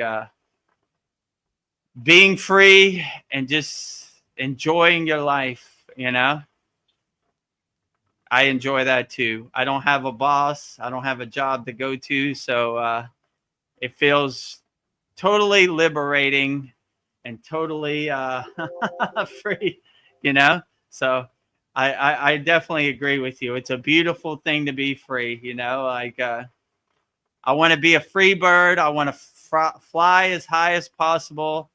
I don't want to be controlled by nothing. I want to do what I want to do and not listen to anybody, be as free as possible. So, what a beautiful thing that is to be free. Yeah. Sandy Nicole says yes. Freedom is the best. 3 exclamation Absolutely. points. I agree with you. When you don't have to, when you're not attached to anybody else's narrative, you're just a free bird flying. My guru used to say, most of these people are in love with the chain that enslaves them. Be a free bird, Vedagurudev. When that cage door opens, fly high. Fly as close to the sun as you can. Don't listen to anybody. Feel the wind on your face. Fly around and be free. Most of these people, you open the cage door, they won't even fly out the cage door. They love their prison, their cage that enslaves them. They are Yes. in love with it. So don't be that type of bird. Be a free bird, flying high, enjoying the sun, enjoying the wind on your face. Fly high, bird, fly high. So I I was agree. It's a beautiful thing. thinking, what better kind of a prisoner than a prisoner that doesn't even know that they're in prison? Yeah, like us. Like, Exactly. Yeah, absolutely. Yeah, like us, right? We're so delusional. We're in love with the chain that enslaves us. So break out of that delusion.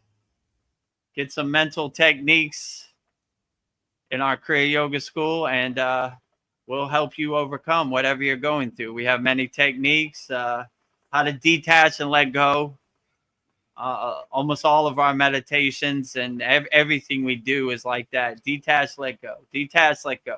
Detach, let go. You know, and yeah, be as free as possible. And yoga, they call it moksha, which is liberation. That is a beautiful goal to have. Liberation. You know, most yogis, they're not even attached to their physical body. They say, not this body, not this mind. They look at this body like changing clothes, like, liberate me from this flesh cage. Definitely liberate me from social media, mainstream media, anybody else's narrative. Don't let anybody's narrative become your narrative. Be as free as possible. And you want to be free, all you got to do is sit on the side of your bed or sit in your car, wherever you're at, close your eyes, and just go to your happy place. And like I said before, that's a beautiful technique we have in our school. Ananda Bliss Meditation, it's called. Going to your happy place. So if you want to know how to go to your happy place, join our Kriya Yoga School Masterclass. Free 7-day trial right now. Give me 3 months. I'll take you to your happy place as much as I can, I promise you. You right? Let me take you to your happy place. You don't have to pay no money. You don't have to go anywhere. You don't have to do anything. Just close your eyes and go to your happy place. Your blissful place, you are the creator of. You make it however you want. Yeah, Well, I think I'm about to go to my happy place right now, which is Oh, on this bed with my head on the pillow. sounds sweet dreams. outstanding, Paul. Sounds like a great plan. Okay, I might Go to listen your in happy on place. YouTube if you're going to be here for much longer, but I'm going to check out. Enjoy check your it. journey. May your blissful happy place be as blissful as you as imagine it. Thank Sweet you. dreams. Good night. Thank you. Sweet Good dreams. night.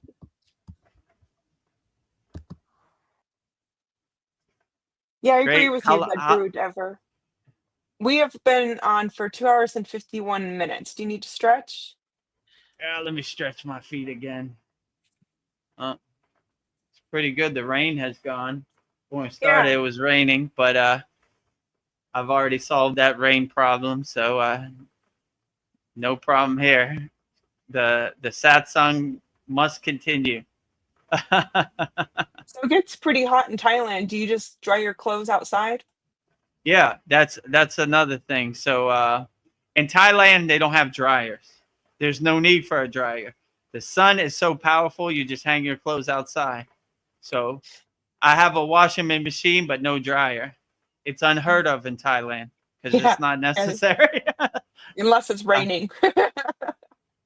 Yeah, if it's raining, they have like these laundry mats so you could dry your. They have a dryer, but nobody really uses it because it's not necessary, you know.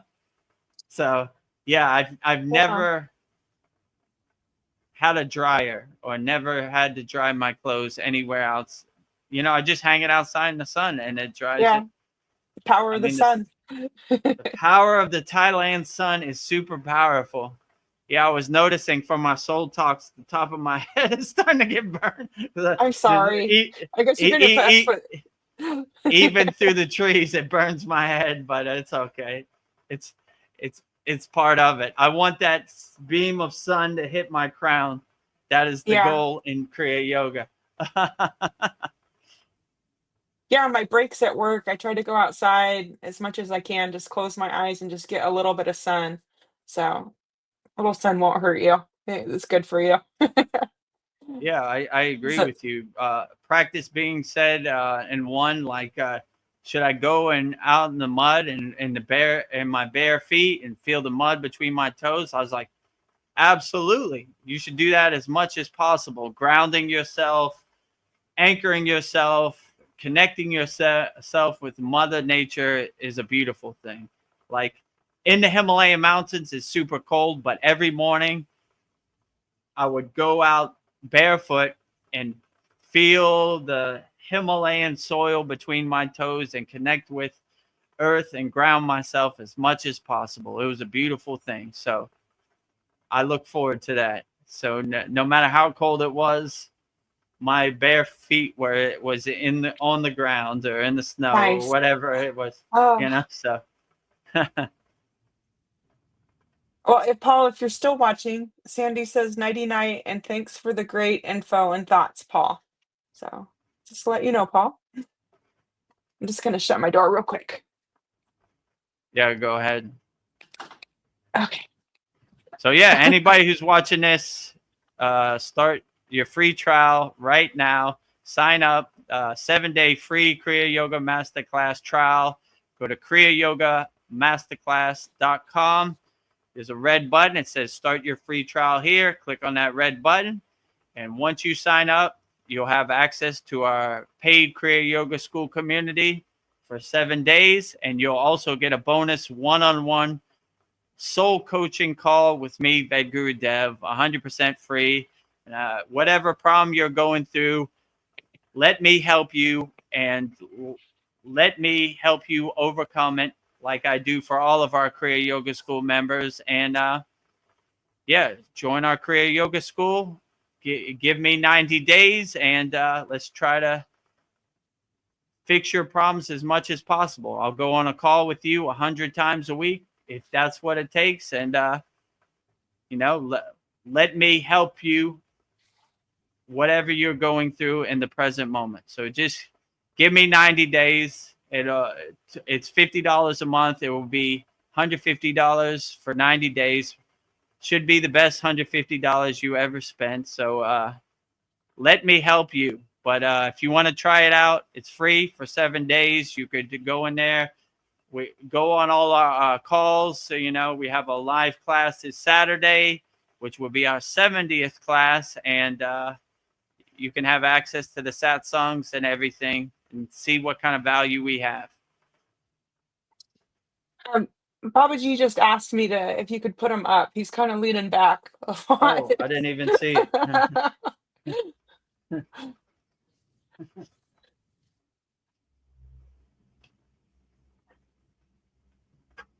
Last time it was Mataji that fell forward. Yeah, sometimes we get a good gust of wind. They fall down. Yeah, I can see the wind is. Yeah, I don't know. Maybe he needed to stretch back. It's a good opportunity to stretch my legs. Yeah. Tricky. What you were saying, like, I don't know, happiness. I don't think people look for happiness externally, but everything really is within. You can't change anything unless you go within. You can't, I don't know, we want to change other people. We can't change other people. We have to change ourselves. Yeah, like, I don't know, the job, the money, the relationships, nothing's going to make us happy. It's within.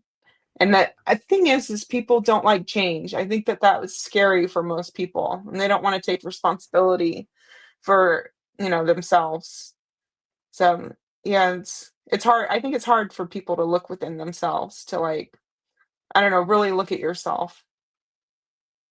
Yeah, when I So started on the path of Kriya Yoga, it was very difficult for me to look in the mirror and self-observe myself and try to be better, be the best person I could be. So, like, yeah, it's hard in the beginning, but it's the self-observance that you need to do inside you as you is necessary, right? yeah, Because you need to have the discipline and the discernment to say, I'm going to be better. I'm going to do better. I'm going to go as far down the Kriya Yoga path and see how good I can be and see where this takes me. So, yeah, it's important to look at yourself in the mirror and say, I need to be better. And I do a practice every night before I go to bed. I self-observe myself.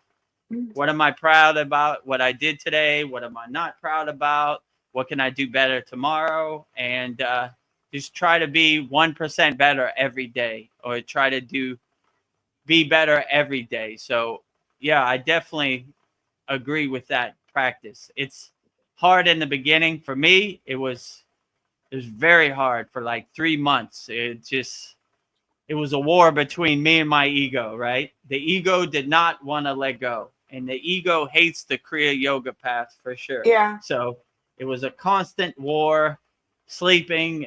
But once you have the right mindset and the right surrender, like I'm going to do this, you're not giving up your control. You're really taking control. Like, I commit to this and I'm going to follow this through, and I'm going to see where this takes me, and where the spiritual path takes me, then I should be better for it.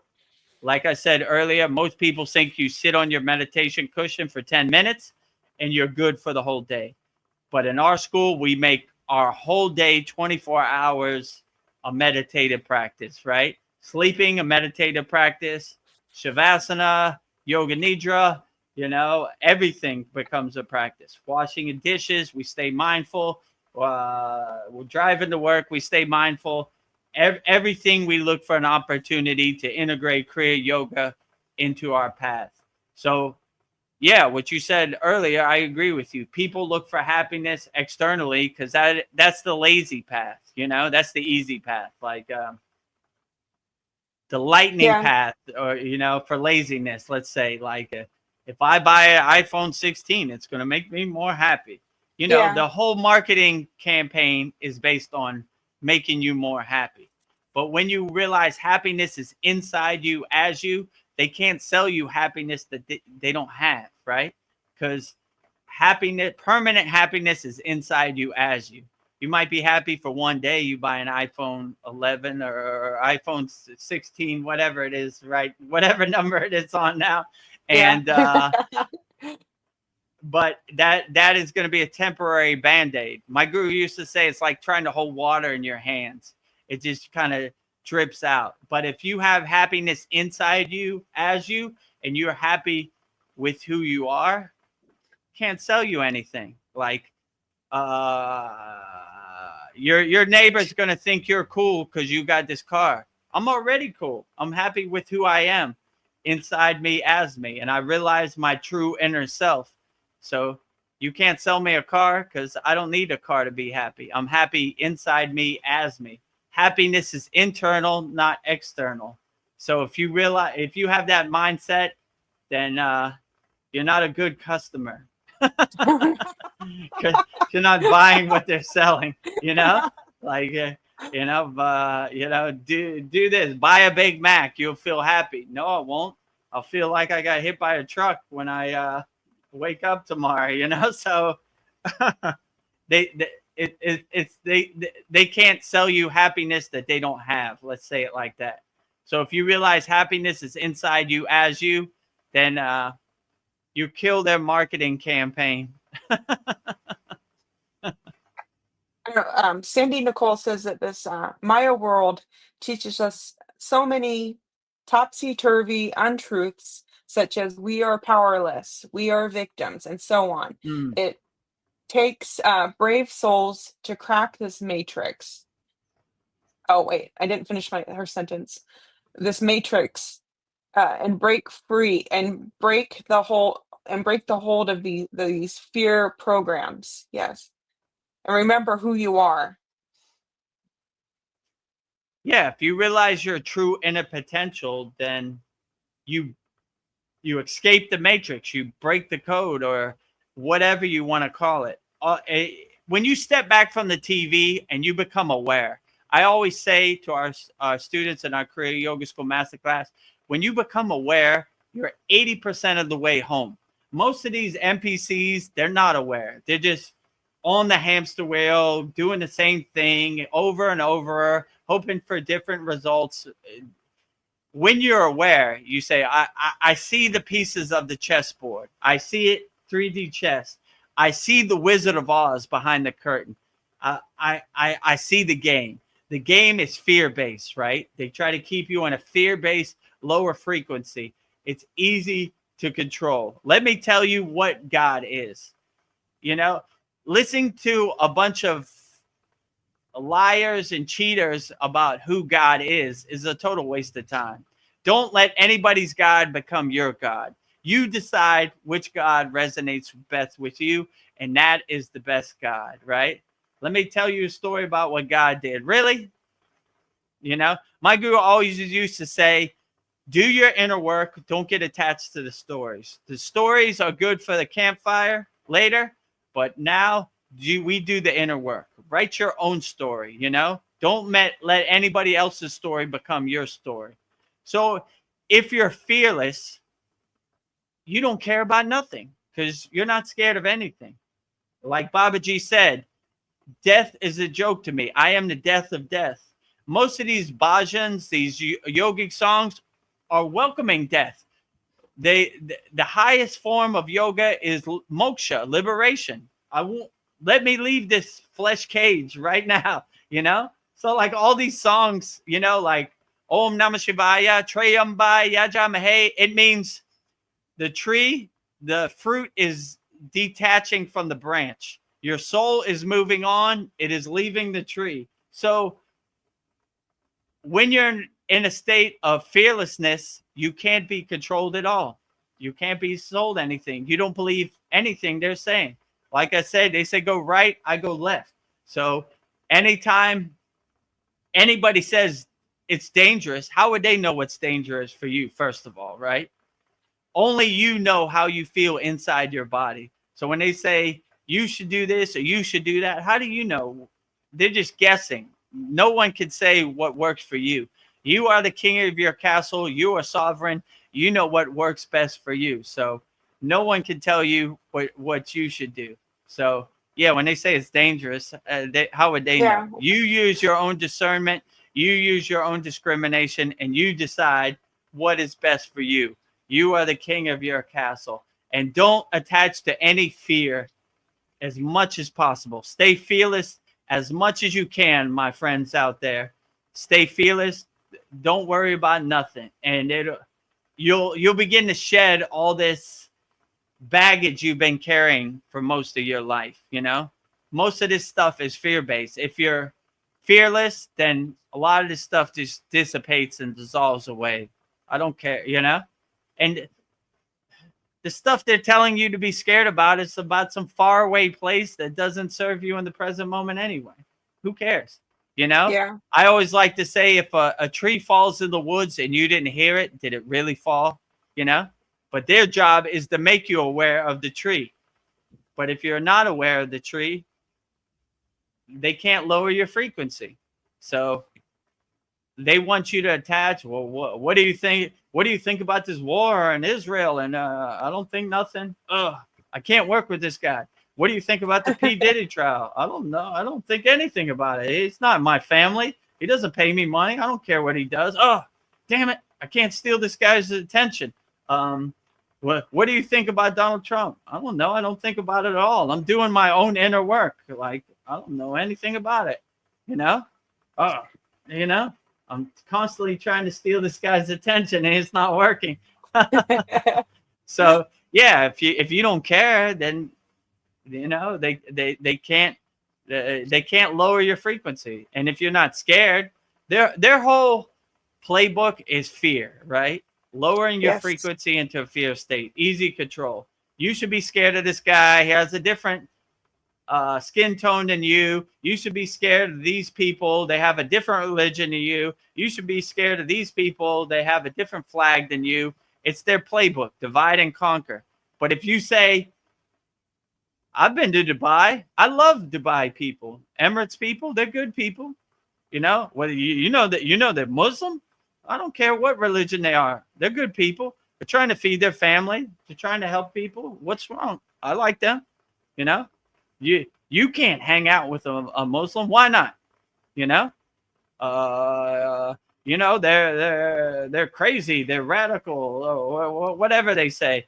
I don't know. I met a lot of Muslims. They're good people. They're trying to feed their family.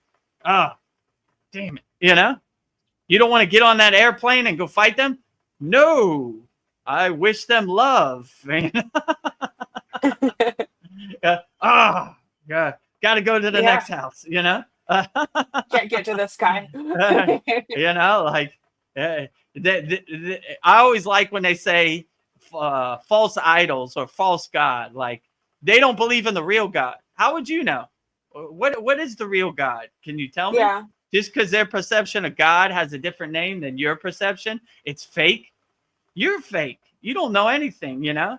Telling stories about God, like I said, a God defined is a God can find. Let me tell you a story about God. Yeah, cool story, bro. You know? I can't verify it. I don't want your God to become my God. Let's say it like that too, you know? The God I resonate with is the God I resonate. Well, you believe in a false God. Really? You know? Get out of here, you know? How would you know? I, I'm a 24-hour a day God guy, right? Some guy that goes to church for 1 hour on Sunday is trying to tell me what God is. Get out of here. Yeah. Yeah. Let me tell Get you a out of here. story about God. God was playing golf and he hit 100 hole-in-ones. He's the greatest of all time. Were you there? Did you see it? Did you verify it? No, I heard it. Yeah. All right. Whatever. So don't let anybody's God become your God. I told my mother once, she got mad at me. My mother goes to church all the time. She said, I said, the only reason we're Christians is because some people from England so-called got on a boat and brought their religion here. Does that make it the real chosen people? I don't know. So Yeah. she didn't like that. She wouldn't talk to me for a week after that. But the truth is, the truth may hurt, but it shall set you free. So well, people don't like their beliefs challenged. It's like you probably sent her into a spiral. Like, I don't know why. I'm not going down with the ship. I like yeah. Kriya yoga, but I'm open-minded too. So if you say something that resonates with me, that came from Jesus or came from Buddha or came from I don't know, Muhammad, whoever, right? I still enjoy it. Like, oh, that sounds pretty good. So I try to keep an open mind to Yeah. all spiritual practices. And when I was in the Himalayan mountain, we collected spiritual traditions from everywhere when we were walking. We walked with lamas, we walked with Buddhists, we walked with Agoris, we walked with Swamis, we walked with yogis, we walked with every spiritual person you could be, So I always have that open-minded perspective. And I like in Lake Shrine SRF in Malibu, California, they have shrines for each spiritual tradition, right? Like a Muslim shrine, a Christian shrine, a Buddhist shrine, even though it's a Mecca for Kriya yoga, we still respect all spiritual traditions, So I always thought that was a beautiful perspective to have. Not my God is the best and your God stinks. Yeah. I look at that. My football team is number one and your football team stinks, like that divide and conquer, But sometimes you got to look in the mirror. Wait a minute. My football team is the Pittsburgh Steelers. I was born in Pittsburgh. Let me look in the mirror. They didn't win the Super Bowl. The Philadelphia Eagles won the Super Bowl. So they're probably not the best football team. They probably need some work, So your football team, you're right. Yeah. It's probably better than our football team. Best football team won the Super Bowl, and that was not my team. Yeah. So you can't win them all. I need to do some soul searching, and I need to reflect. Maybe my football team isn't the best football team. So don't go down with the ship. You don't play on the football team anyway, so what difference does it matter, So look at it like good entertainment, and don't get attached to it.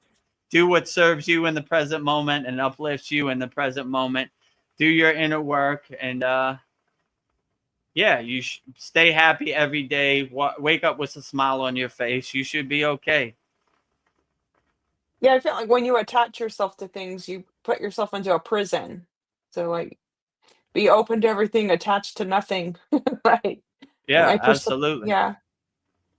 I mean, in Yeah. our school, detach, let go all day, every Yeah. day. Sudi, detach, let go, detach, let go, detach, Yeah. let go, detach, let go. Can I let this go? Am I ready to let this go? Am I able to let this go? Am I willing to let this go? Could I let this go? Am I ready to let this go? Can I let this go now? So you just start. All these techniques we have in our school, you just go down the list and you really start to travel light, my friend. And you really all the baggage you've collected your whole life, you start to let it go. You start to throw it all away. It no longer serves you.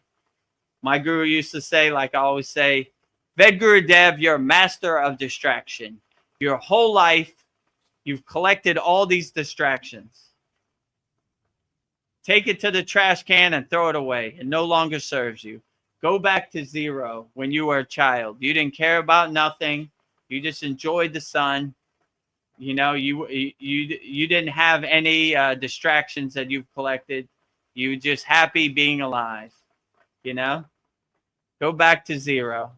So that's why I say in our class, 0, 0, 0. Zero, It's a zero. good reminder. Go back to zero. Going back to zero. Yeah, I don't know. I've had to like really unpack a lot of things, and the one thing that holds me back the most is guilt. And I Mm. don't need to have guilt. I have no guilt. Like, but guilt's gotten me a lot in my life. Just letting go of guilt. It no longer My guru serves me. used to say, guilt is an attack on your soul. Do not stab your soul with a knife by guilt. Whatever happened, happened. Let it go. Water under the bridge, clouds in the sky, just passing by. Don't attach to it. Don't overthink it. Let it go. You did whatever you did. It happened the way it happened, and let it go. You know, no Yeah. longer serves you. No need to hold on to this rock. It's too heavy. Let it go. Throw it off your back. This monkey on your back no longer serves you. Let him go back to the jungle, right? So Yeah. guilt, my guru used to say, you could do anything, but guilt, 0, right? No, it's an attack on your soul. We need to uplift our soul. We need to enhance our soul. We need to cultivate our soul. We need to let our soul shine. We don't need to attack it or stab it with a knife with guilt. So any guilt you have, anybody who's watching this, let it go. It no longer serves you. Wave bye-bye to that guilt. Let it go. There's nothing to be guilty about. The things happened the way they happened, and they're gone. It's water under the bridge. It's clouds passing in the sky. You can't go back in time and fix it. It's gone.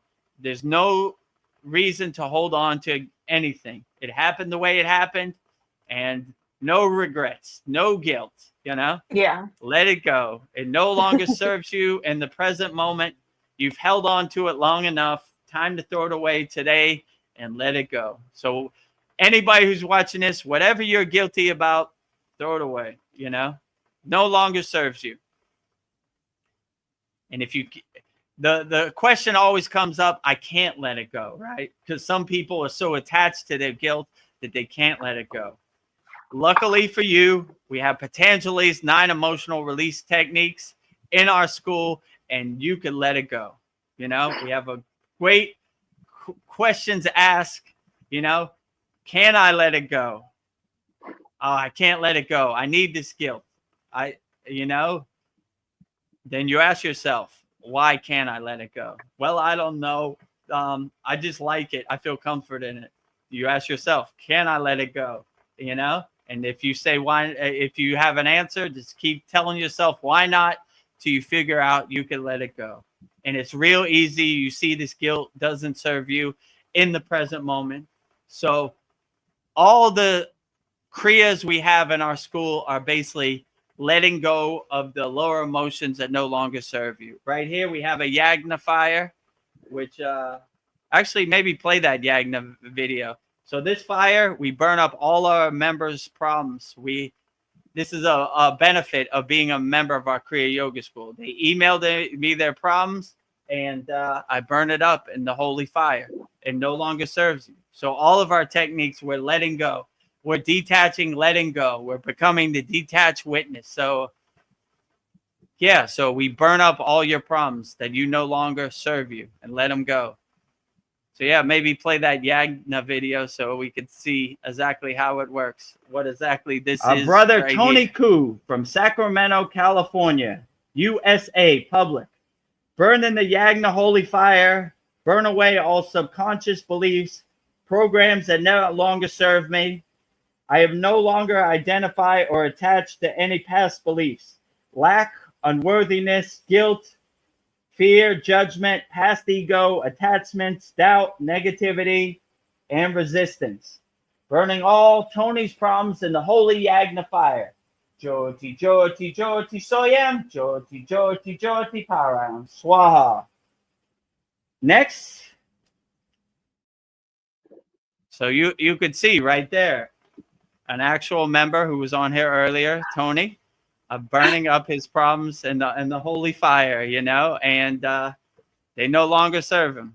Whatever past beliefs he had, lack, unworthiness, waving bye-bye, burning it up, watch it all go up in smoke. It no longer serves you. And we do that every full moon and new moon of every month. I have a comment from Sandy. It just makes me laugh. She says, "Bye, Felicia, aka problems." So this is a reference to the movie Friday, right? Bye, Felicia. Yeah. So for all those people that don't know, in the movie, there was this girl, Felicia. I don't know. She was a hoochie mama, a hood rat, whatever you want to call her, and she was addicted to drugs. And when they saw her coming, she always wanted money, so they always say, "Bye, Felicia." Bye, Felicia. Problems. So yeah, bye, Felicia. All your problems. See all your problems as Felicia. Wave them bye-bye. Watch them go up in smoke. Bye-bye, problems. Bye-bye. You no longer serve me in the present moment. I no longer have to hold this rock that I'm holding on to. Throw it off. Traveling light, my friend. No problems. We don't need a big bag of problems weighing us down. We travel light. You know, no baggage, no problems. Bye-bye, Felicia. Watch Felicia burn up in the holy yagna fire. Swaha. Bye, Felicia. Swaha. Goodbye. Swaha. Swaha. Swaha. Also, Sandy Nicole says, "Call on Babaji, Archangel Michael, and any other light beings to assist." Yeah, call them all. Like, I like to have a variety of ascended masters, regardless of what spiritual tradition they belong to. So call as many people as it takes. Yeah, then she says, "Yes, do not feed the fears." Do not feed fears, for sure. Yes, let it go. Let it go. Same with shame. Thank you. Yeah, my daughter used to love this cartoon. It was called Frozen. And this lady and Elsa, she sung this song in there, "Let it go, let it go." And every time that song came on, or I heard my daughter singing it when she was young, I was like, yes, this is the best song. Let it go, detach, let it go, let it go, let it go, let it go. I thought that was the best song, you know? Yes. I always loved that perspective. That is definitely a yogic perspective. Let it go, detach, let go, let it go, let it go, let it go, let it go, let it go, let it go, let it. In the beginning, it might take a while because you have all this baggage, so there's a lot on your mind. Let it go, let it go, let it go, let it go. But the more you do it, the more it gets better, you know. Yeah. And then Sandy says she's personally working with the heart chakra, has really helped me with releasing shame. Yeah, the heart chakra. Yeah, absolutely. When you open your heart chakra, you have unconditional love, right? That's where it's at, in the heart chakra. So you let go of all those lower emotions, guilt, shame, whatever you're holding on to. The heart chakra is important. Yeah. So if I was you, Sandy, I would go from the root chakra up to the heart chakra, like build your way up to it. And then in our Kriya Yoga School Masterclass, we have an excellent class what gives you all the bija mantras. But yeah, definitely the heart chakra. You can never go wrong with the heart chakra. I tell my members, don't open the heart chakra when you go to the bank, because you'll give away all your money, right? You have that unconditional love. So yeah, cultivate the heart chakra. It'd be my pleasure to give you all the bija mantras for the heart chakra. To sign up for our 7-day Kriya Yoga School Masterclass trial, and you'll get a free bonus one-on-one call with me, and we'll go through all the chakras, or we'll try to solve whatever guilt, shame, whatever you're going through in the present moment. We'll overcome it on the phone. It'd be my true blessing. Sandy says yes. I do work with all the chakras, and you guys rock. Thank you. You rock, Sandy. You rock too, Sandy. Yeah, absolutely. I've noticed, like, in the spiritual community, mostly spiritual podcasters, they like there's a lot of ego in the spiritual world too. I don't know if they're even spiritual, but they're like a lot of spiritual correctness. You should do this and that. I don't know. I feel like they're in their ego too, like, or that they're more spiritually above us. I don't know. It's interesting. It's like, yeah, the most non-spiritual people are trying to tell you what you should do on the spiritual path. That reminds me of when I was at an ashram with my guru, right? And he stepped away. He went to go do something, and this lady came up to me and said, "If you give me 100 rupees, which is like $3, I'll give you mantra diksha." And right when she said that, my guru walked up, and he said, in the Hindi dialect, "This guy gives you mantra diksha. You don't give him mantra diksha. This guy is more highly evolved than you. We don't take mantras from we don't take information or mantras or any of that from non-qualified people." So all these people, it's real easy. Anybody you see on the internet, first of all, ask them if they have a guru, which they don't, or they'll tell you Sadhguru's my guru. BS, and if they have a name like Bob Smith or something, they don't know what they're talking about. Yeah. Because if you had name diksha, like I have, if you see somebody says Vedagurudev, this guy has name diksha, he has a guru, he has a parampara, he has a lineage, qualified. But somebody like Bob Smith, they're like, "Let me tell you about the chakras. Like, the first chakra is lamb, like, So it's all kinds of Frankenstein misinformation on the internet. I wouldn't believe none of it, like, if you want the real with no fluff and no fake,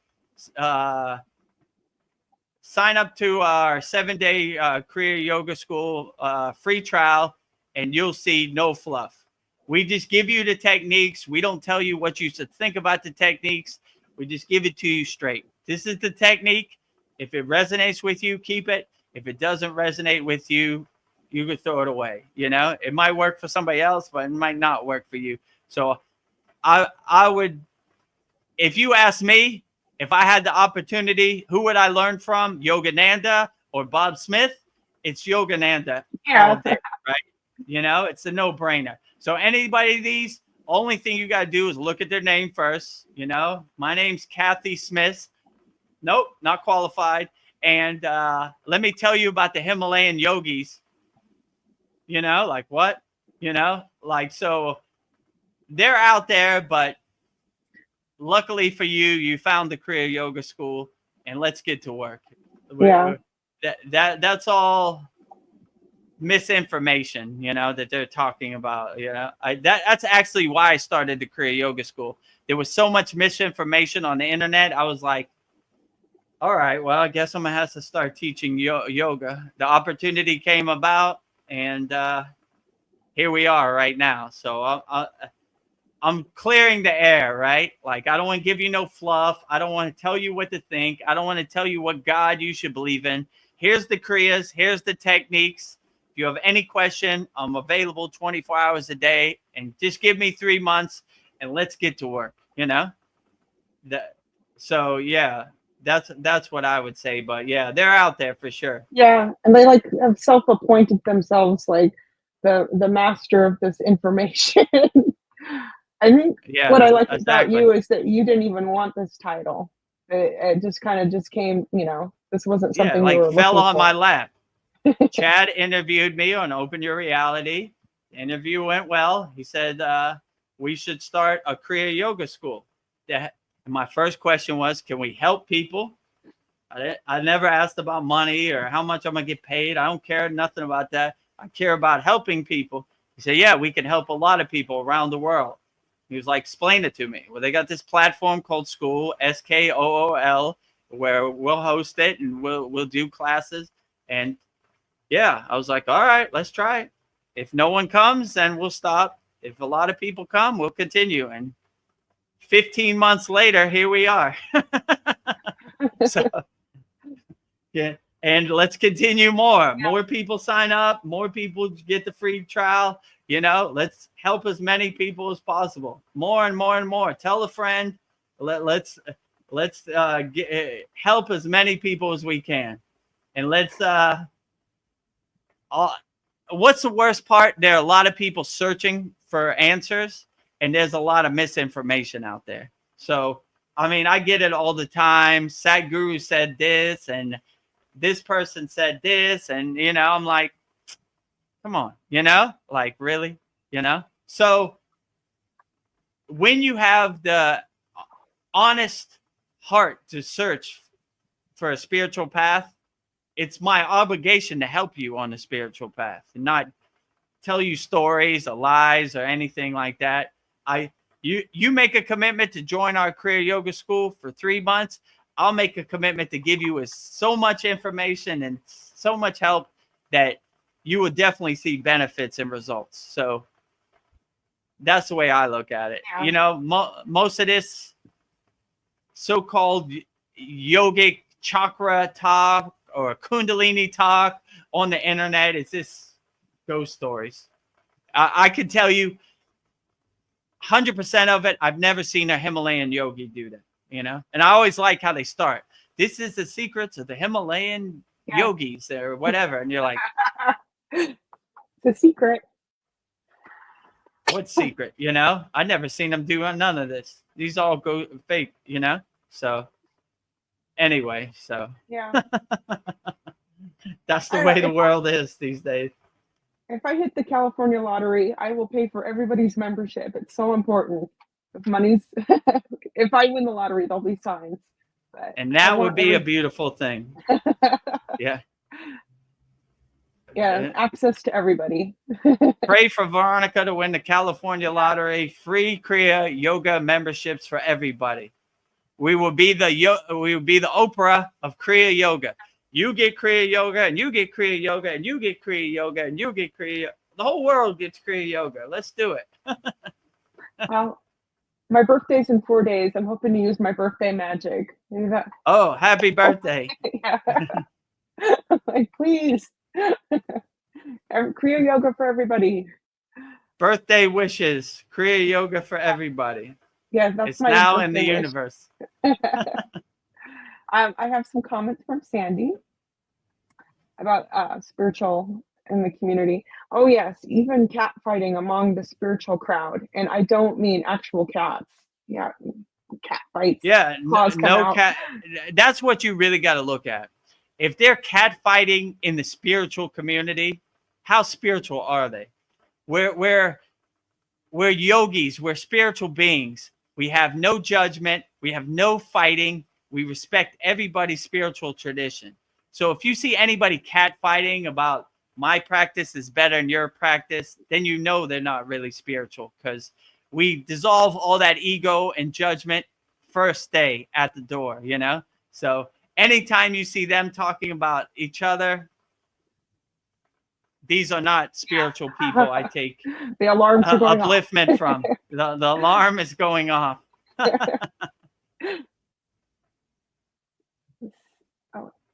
Did I miss something?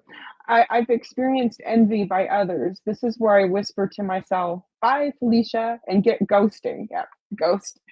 Yeah. Bye, Felicia. Yeah, so anybody who's on the so-called spiritual path and has envy or jealousy of another person who's trying to help people on the spiritual path, just get away from them.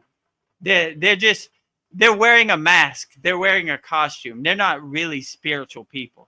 If you're really spiritual, you're dissolving your ego. You're dissolving your judgment.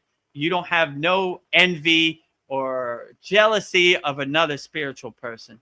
I've never looked at like Sadhguru and say I'm jealous of him. I said he's helping people. Yeah.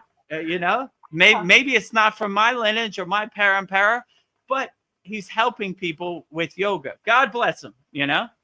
It's better than people sitting at home eating Doritos and drinking Pepsi. Do something. It's better than nothing, right? I've never sent a bad comment to Sadhguru or an email. I don't approve of your, who am I? I'm not the yoga police, So, when other people talk about other people, they're not spiritual anyway. Because the point of spirituality is to dissolve judgment, dissolve ego, do your own inner work. Don't talk about anybody else's, I posted a Babaji quote a couple days ago. Respect your Kriya yoga tradition and don't criticize others. You know what I'm saying? Like, we don't criticize others, but we love our own spiritual tradition. We love Kriya yoga, but we don't have nothing to say about no other yogas. Sometimes I see some yoga on TV. I saw like goat yoga, and this lady was doing the full wheel pose and a goat was standing on her stomach. And I was like, well, never seen that before, but doing yoga, so maybe she gets somebody on the path. Why not? Who am I to judge? I'm not going to comment or send her an email, and I don't approve. And Babaji told me to send you an email. None of that. God bless it. God bless it. Goat yoga. It's yoga in some form. It's better than nothing. Yeah. If you resonate with goat yoga, by all means, Yeah. I'd rather you do goat yoga than eat a whole pizza with a liter of Coke, do something, it's better than nothing. And what you were saying about jealousy is so ugly. Like when I see somebody doing better than me, I'm thinking, what can I learn from this person? I'm so happy for their success, but I never get jealous of people. I'm like happy for them. Like, they did it. I agree with with you totally. Like all my Kriya yoga brothers and sisters, I want them to do the best. I want them to win. I want everybody to win. Like how ugly is it? Like you said, jealousy. Like how ugly. Like like it's so gross and nasty. It smells like stinky trash. Like, I help people. I'm uplifting people. I'm not jealous of their success. I want more of their success, right? I think you asked me one time if I decide to start helping people, would that be wrong? And I was like, no, take the Kriya yoga techniques you got and help as many people as possible. Spread the vibration as much as possible. And if I decide to go into Maha Samadhi, then you take over, Veronica, and you be the best yogini ever, Yeah. Well, they didn't make it seem like Kriya yoga has been such a secret. Like it's wrong to share this knowledge, this secret knowledge. Like I think it would help people. I know they say that, and they say it's not authentic on the internet or online. I don't know. I got a lot of hate emails. You can't do this. You can't show regular people the Kriyas and this and that. Kriya yoga is for everybody. When Babaji came to Lahiri Messiah, he said, give Kriya yoga to the world. So we're continuing that tradition. We're giving it to the world. We don't want money to be a barrier. We want to help as many people as possible. That's why I made our paid Kriya Yoga School free for 7 days. Get in there, get some help, learn some techniques as much as possible.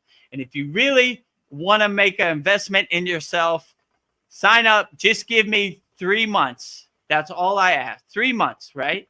If you don't see the results and the benefits after 3 months, then you can cancel. No harm, no foul.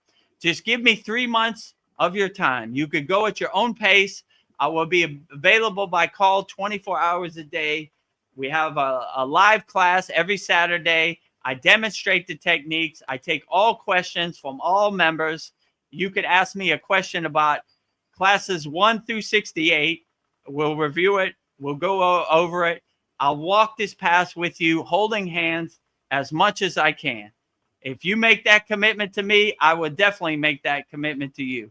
And yeah, let's walk this journey, and you'll thank me for it later, you know? Well, I've got a bunch of comments piling up, so I'll just go through those real quickly. Okay, great. Sandy Nicole says, happy early birthday. Thank you. My birthday will be on the Soul Talks, so we'll get to celebrate it on the next Satsang. Live on a Thailand Yeah. beach. Yeah. Internet permitting, we will Yes. celebrate Veronica's birthday Ah, this Sunday, July 6th, right? yes. There's no other Happy place I'd birthday, rather be. Veronica. Thank you. Jai Babaji. Jai Babaji. And then Practice Being says, if someone is trying to become a guru, walk away. Run for the hills. I'm like, Yeah, I agree with you. And that's kind of funny because Guru Purnima is coming up in July 10th, which is 8 days. So I never wanted to be a guru on this path, you know? I always thought it was kind of ugly. I didn't want to be in that guru kind of play, right? Last year, Guru Purnima, Veronica presented the question, well, if we're celebrating our guru in the Kriya Yoga School, who is our guru? And I was like, all right, I guess that's me. So indirectly, I took the title, but it wasn't a title I ever aspired for. So I agree with Practice Being. Most people who say they're a guru go away from those people, you know, or run away from them. So it was almost my karma to become a guru because I got named Diksha and guru is in my name, which was a tall bar to cross over. So I eventually knew I was going to have to come to that bridge and cross it. So last year on Guru Purnima, almost a year ago, I accepted the title indirectly of guru because I was asked by our members, you know, but it was never an aspiration. I didn't say like one day I'm going to be a guru. I just never had that thought in my head. So yeah, so that's how I got the guru path. And now that I think about it, it was my destiny because I got named Diksha. And I remember my brother Ved Mooney said when he heard my name, he was like, when I got named Diksha, it wasn't like I could choose the name. It was basically like Babaji gave me this name through my guru. This is your name, you know? No question. Can I change it? Can I adjust it? No. You know, this is it. So when Ved Mooney heard my name, Vedagurudev, he's like, oh boy, that's a big one, you know? I mean, Ved Mooney has a good name too. Ved Mooney, like, you know, an enlightened yogi Mooney, right? So yeah. I knew eventually I was going to have to come to that crossroads where I had to accept the guru title. It was already predestined in my name, right? So a couple years later, Kriya Yoga School, Vedagurudev. But I more like to say yoga acharya, like a teacher of yoga. But when our students say the guru mantra, I accept. You know? Yeah. I accept. When they ask me, will you be my guru? I accept also. So if you want a guru, join our Kriya Yoga School and I'll be your guru. It's all good. I can't do the inner work for you. You have to do the inner work yourself, inside you, as you. I can just guide you on the path, you know? So I'll coach you. I'll guide you. We'll walk this Kriya Yoga journey hand in hand, but you have to do the inner work. You're doing a great job being humble. So I appreciate you. I'm trying, you know. You know, the higher enlightened deities told me the thing you need to work on the most is humbleness. So I'm looking for the opportunity to be humble and give all the glory to Babaji and Shiva. They're doing all the heavy lifting. I'm just saying a few words on live stream. Yeah, Yogananda, he was lucky he got to pick his own name. Most people don't get to pick their own Oh, name. that is a true blessing. That you know, especially from the lineage and the para he came from. That usually doesn't happen. You know, those old school strict yogis in his Yeah. time frame, they're going by the book. So he's lucky that way. That was probably a blessing from Babaji. You know. Yeah, that's like the best name ever. Yoga Bliss. That is, yeah, yoga bliss, right? That's exactly what the divine union, you know, yoga union, and Ananda bliss, right? You Yeah. know, Aw. union bliss. Let's see. Sandy, you're so funny. Hey, what's wrong with Doritos? Just kidding. I wouldn't eat them every day, but if it makes you happy once a month, Once a or month, you yeah. know, No however, judgment. you know, no judgment about Doritos. I like Doritos too. Yeah. Actually, if I could find some Doritos, maybe I would try it today. No judgment of Doritos, you know, those tasty corn chips, you know, Yeah, pretty good. sometimes you need to be a bogar. Yeah, enjoy yourself. If you find yourself coming across a bag of Doritos, enjoy those Doritos wholeheartedly. Be a bogar, like Veronica says, and Yes. enjoy those Doritos. You know, don't just eat them mechanically because your ego wants it. Enjoy it as much as possible. I like when they say Skittles, taste the rainbow. Taste the rainbow. Oh yeah. Oh, yeah. You know, Doritos. Oh yeah. Nacho cheese. Oh yeah. You know, enjoy it as much as you can. So if you run across a bag of Doritos, enjoy it as much as you can. Yeah, you still have discipline, but I think you have to enjoy the human experience too. Feel everything. Yeah, in moderation. You know, I wouldn't eat 100 bag of Doritos a day. Yes. That might not be beneficial, but Yes. once a month, once a week, you know.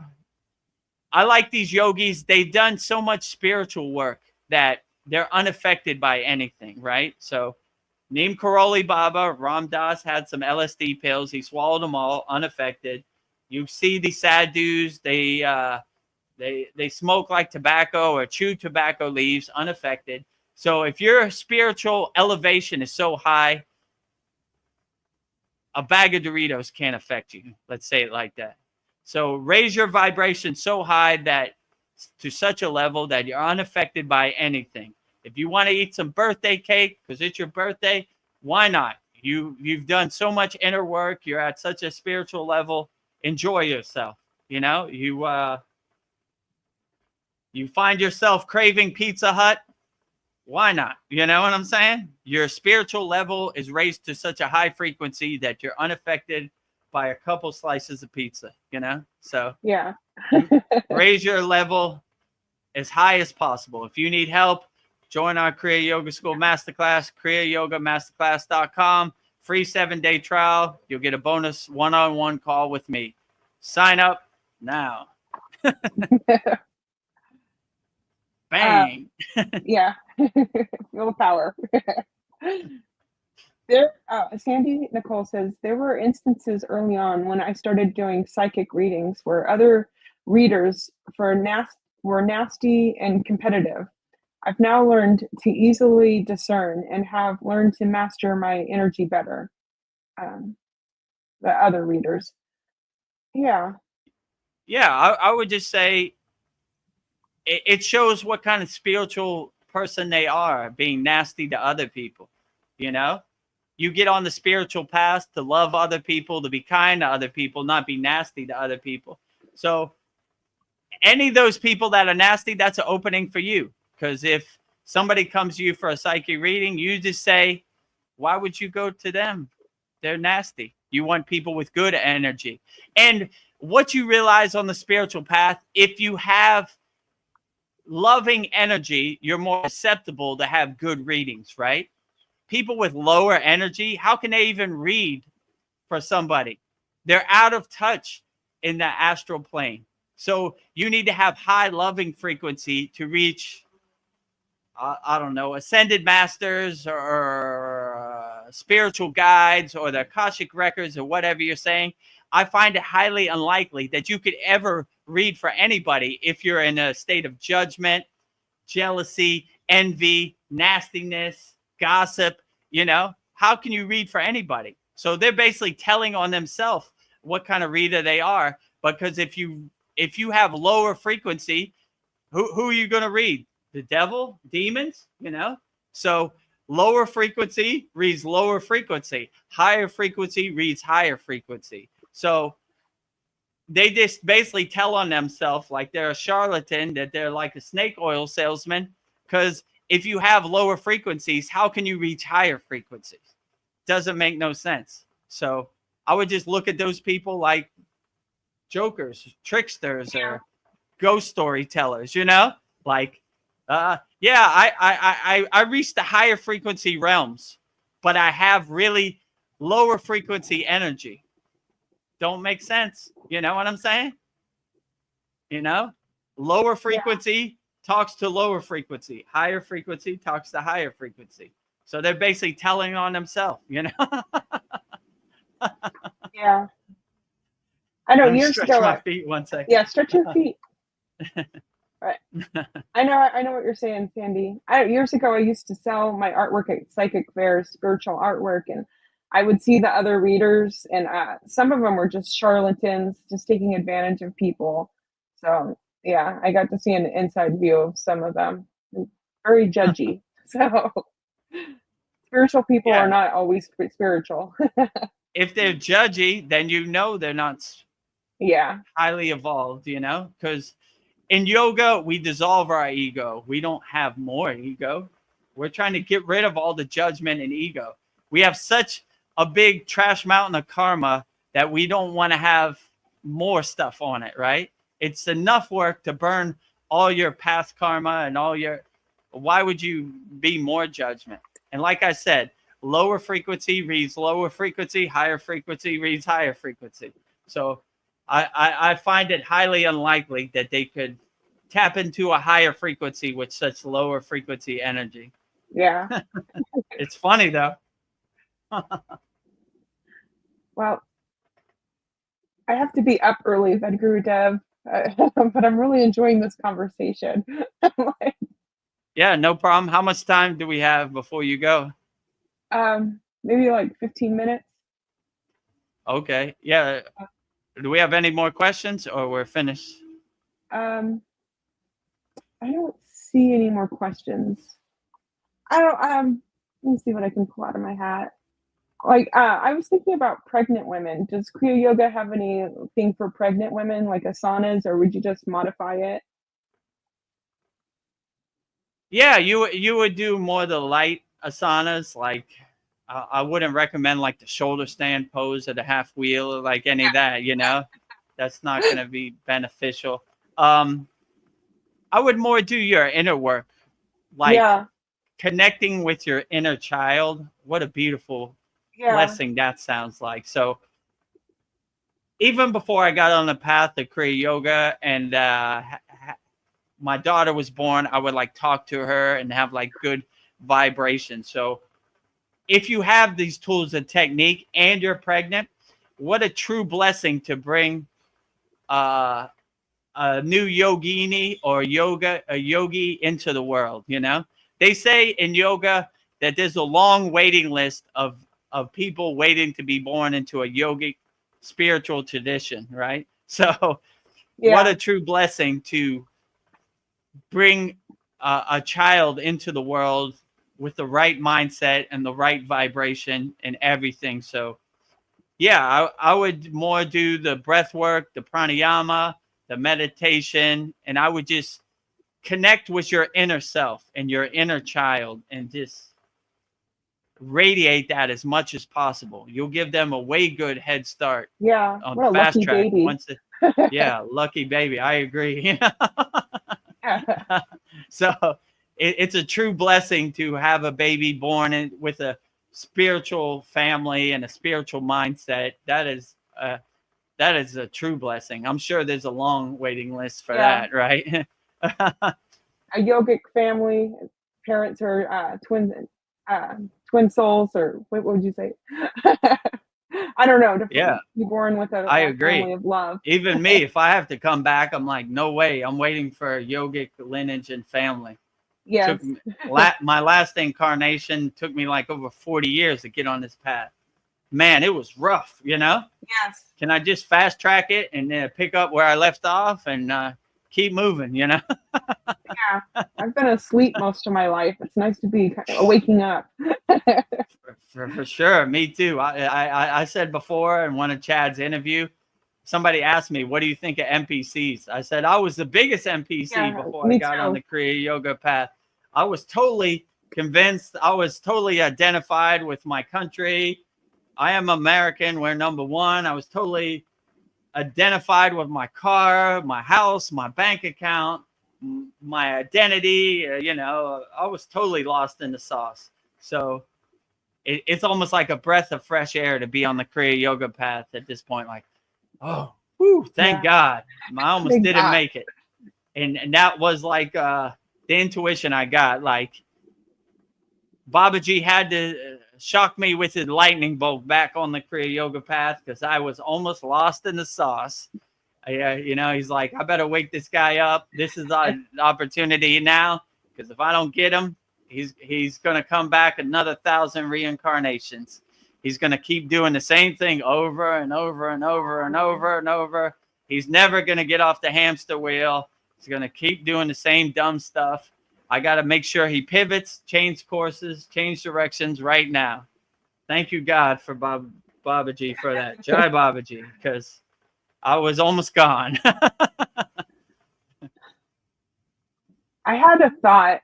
I don't know. We need the internet to do these live streams, but I almost think it would be a blessing if the internet went out for a while, just to force people to go within and just like, True.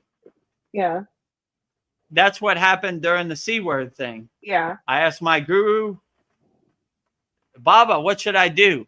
I can't go to work. I can't go out. He said, if you can't go outside, go inside. And that's exactly how I got here. I did as much kriyas and as much yogic practice, pranayama, asanas, mantra japa. I mean, my whole day was filled with that, right? I don't have to, because before I had to stop and go to work, and it interrupted my sadhana. And if I got into a state of samadhi, I had to come out because I had to go to work. And, you know, now I could go as wholeheartedly as possible. So I saw the silver lining on it. Yeah, in the Himalayan mountains, there is no phone service. There is no internet. You have nothing to do but go inside you as you. So sun comes up, you get to work. yeah. You bathe in the holy lake, Satupon Lake. You know, you get out, you start doing, you know, you start with your asanas, then you start your pranayama breath work. Some days it's individual. Some people want to join you. And, you know, so sun up, get to work. Sun goes down, go to sleep. There's plenty to No do. need. You're not bored. There's plenty to do. Paul thought before I was lonely in the Himalayan mountains. I was like, I need more time.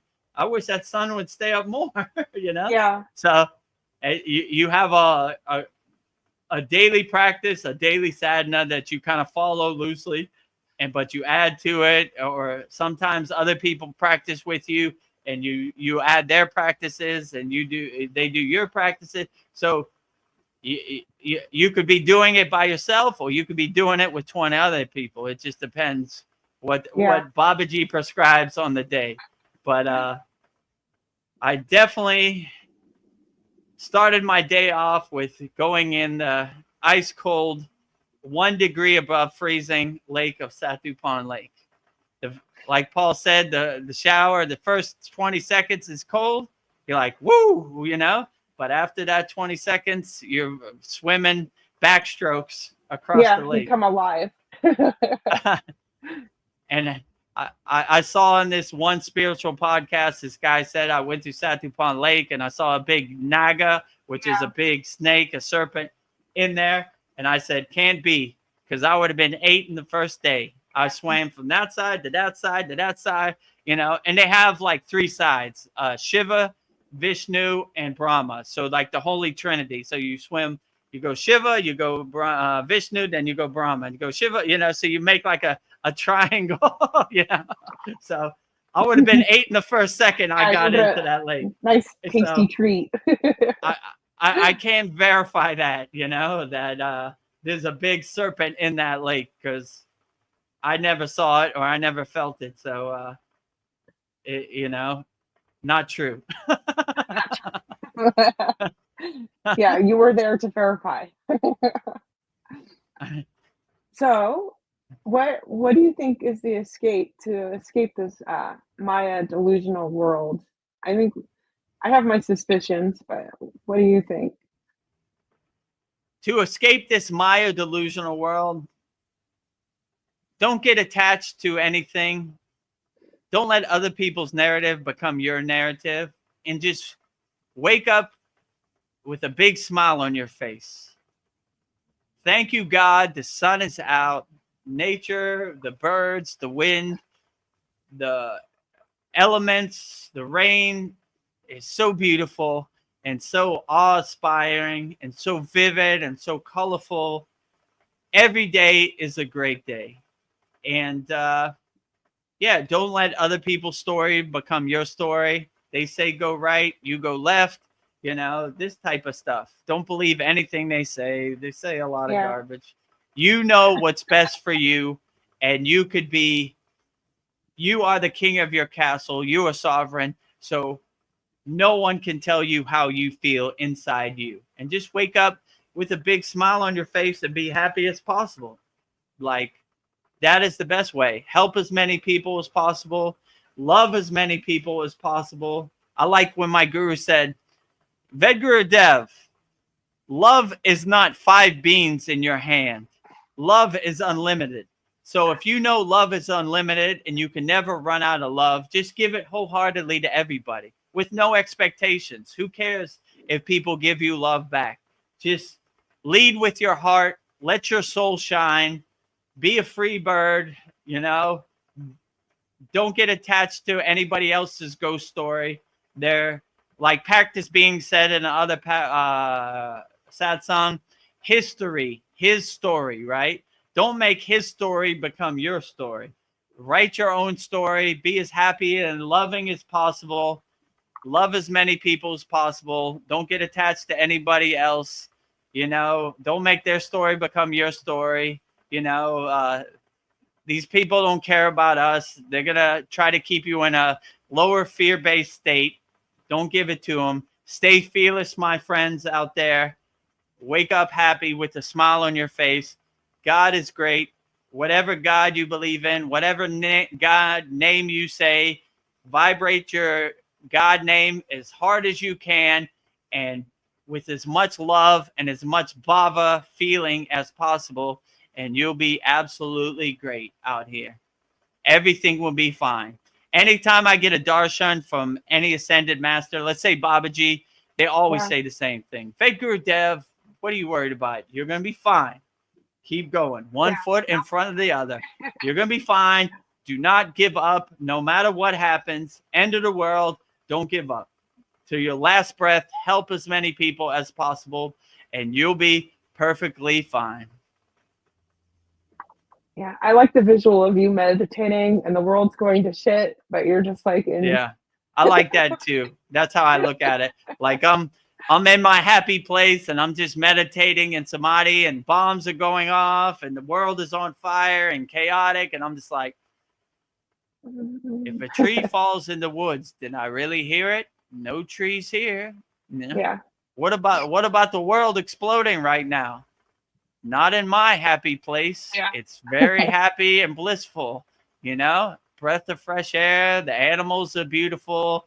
The wind is beautiful. The trees are beautiful. There's so many flowers. My happy place is always blissful. Yeah. Yeah. Even if it's the end of the world, you're doing your inner work. True. And no interruptions, no distractions. Don't you want to stop to put out that fire? Nope.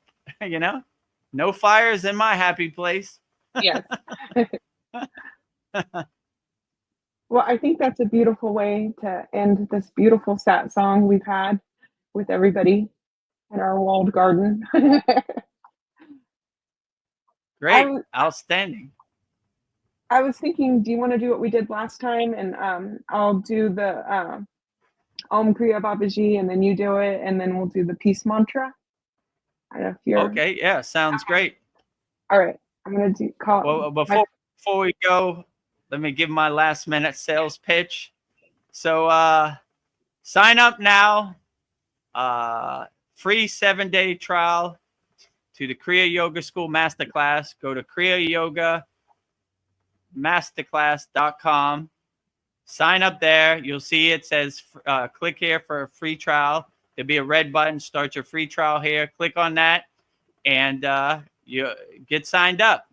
And once you sign up, everybody who signs up, I'm giving a bonus one-on-one free soul coaching call. So if you're going through something and you want to let your soul shine, I will coach your soul. I will speak directly to your soul and let your soul shine. With me, Vedagurudev, it's 100% free. And go in our Kriya Yoga School Masterclass, look around, get the techniques you need. And if you see the value in it, sign up for 90 days. Give me 90 days to really get you the results and the effects you're looking for.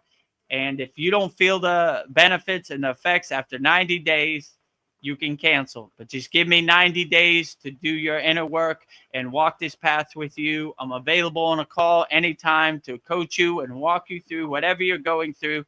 So please support the cause. We're trying to win the school games. And sign up for our school. You'll be supporting Vedagurudev. You'll be joining our movement. You'll be joining our Kriya Yoga family.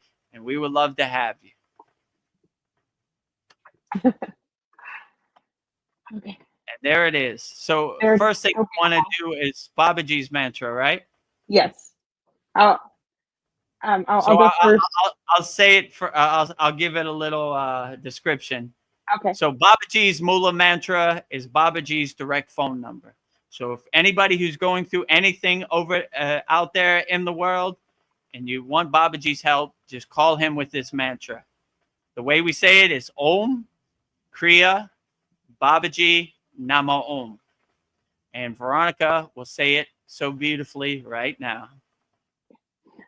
Om Kriya Babaji Namo.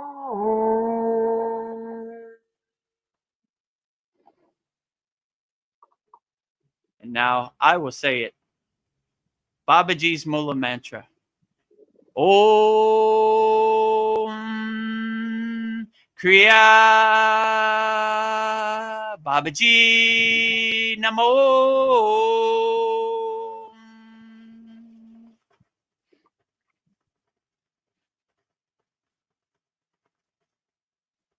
All right, now I will do the peace mantra. Om. So this, go ahead, explain it.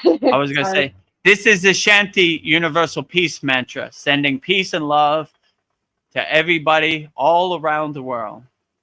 And Veronica will say it so beautifully right now. Om Shanti, Shanti, Shanti. Shalom. Om Sat Nam Sadhu Tao. Om Spirit. Swami Kami. Amen. Amen. Amen. Selah Hom. Om.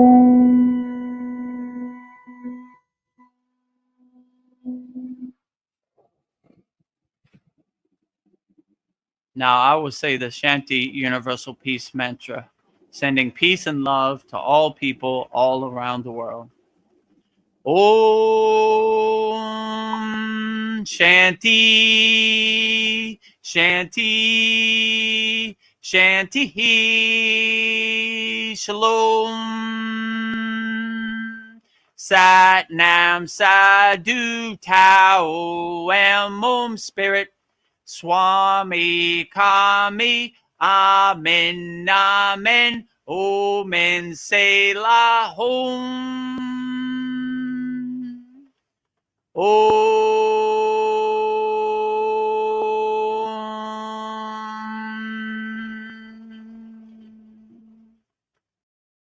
Are you feeling spiritually lost, like you've tried everything, YouTube videos, online courses, even meditation apps, but still something is missing? Wondering, is this all there is? The world is loud and chaotic, and your soul is overwhelmed, craving inner peace, but you can't find your way back to yourself.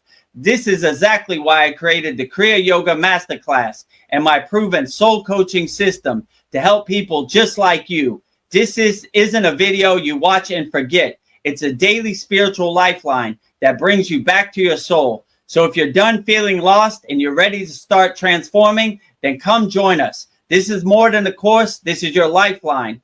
Go to KriyaYogaMasterclass.com right now to unlock your free 7-day Kriya Yoga Masterclass trial. Plus, when you sign up, you'll receive 100% free private one-on-one soul coaching call with me, Vedagurudev. In that call, I will personally help you overcome whatever's holding you back and guide you into the happiness you've always been searching for. Kriya Babaji Namo.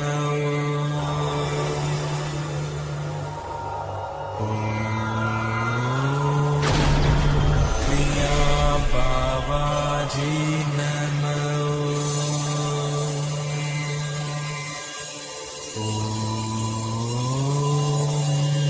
Kriya Babaji Namo.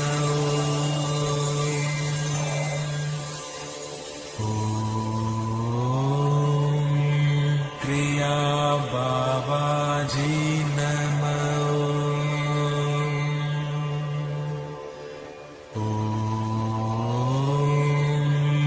Kriya Babaji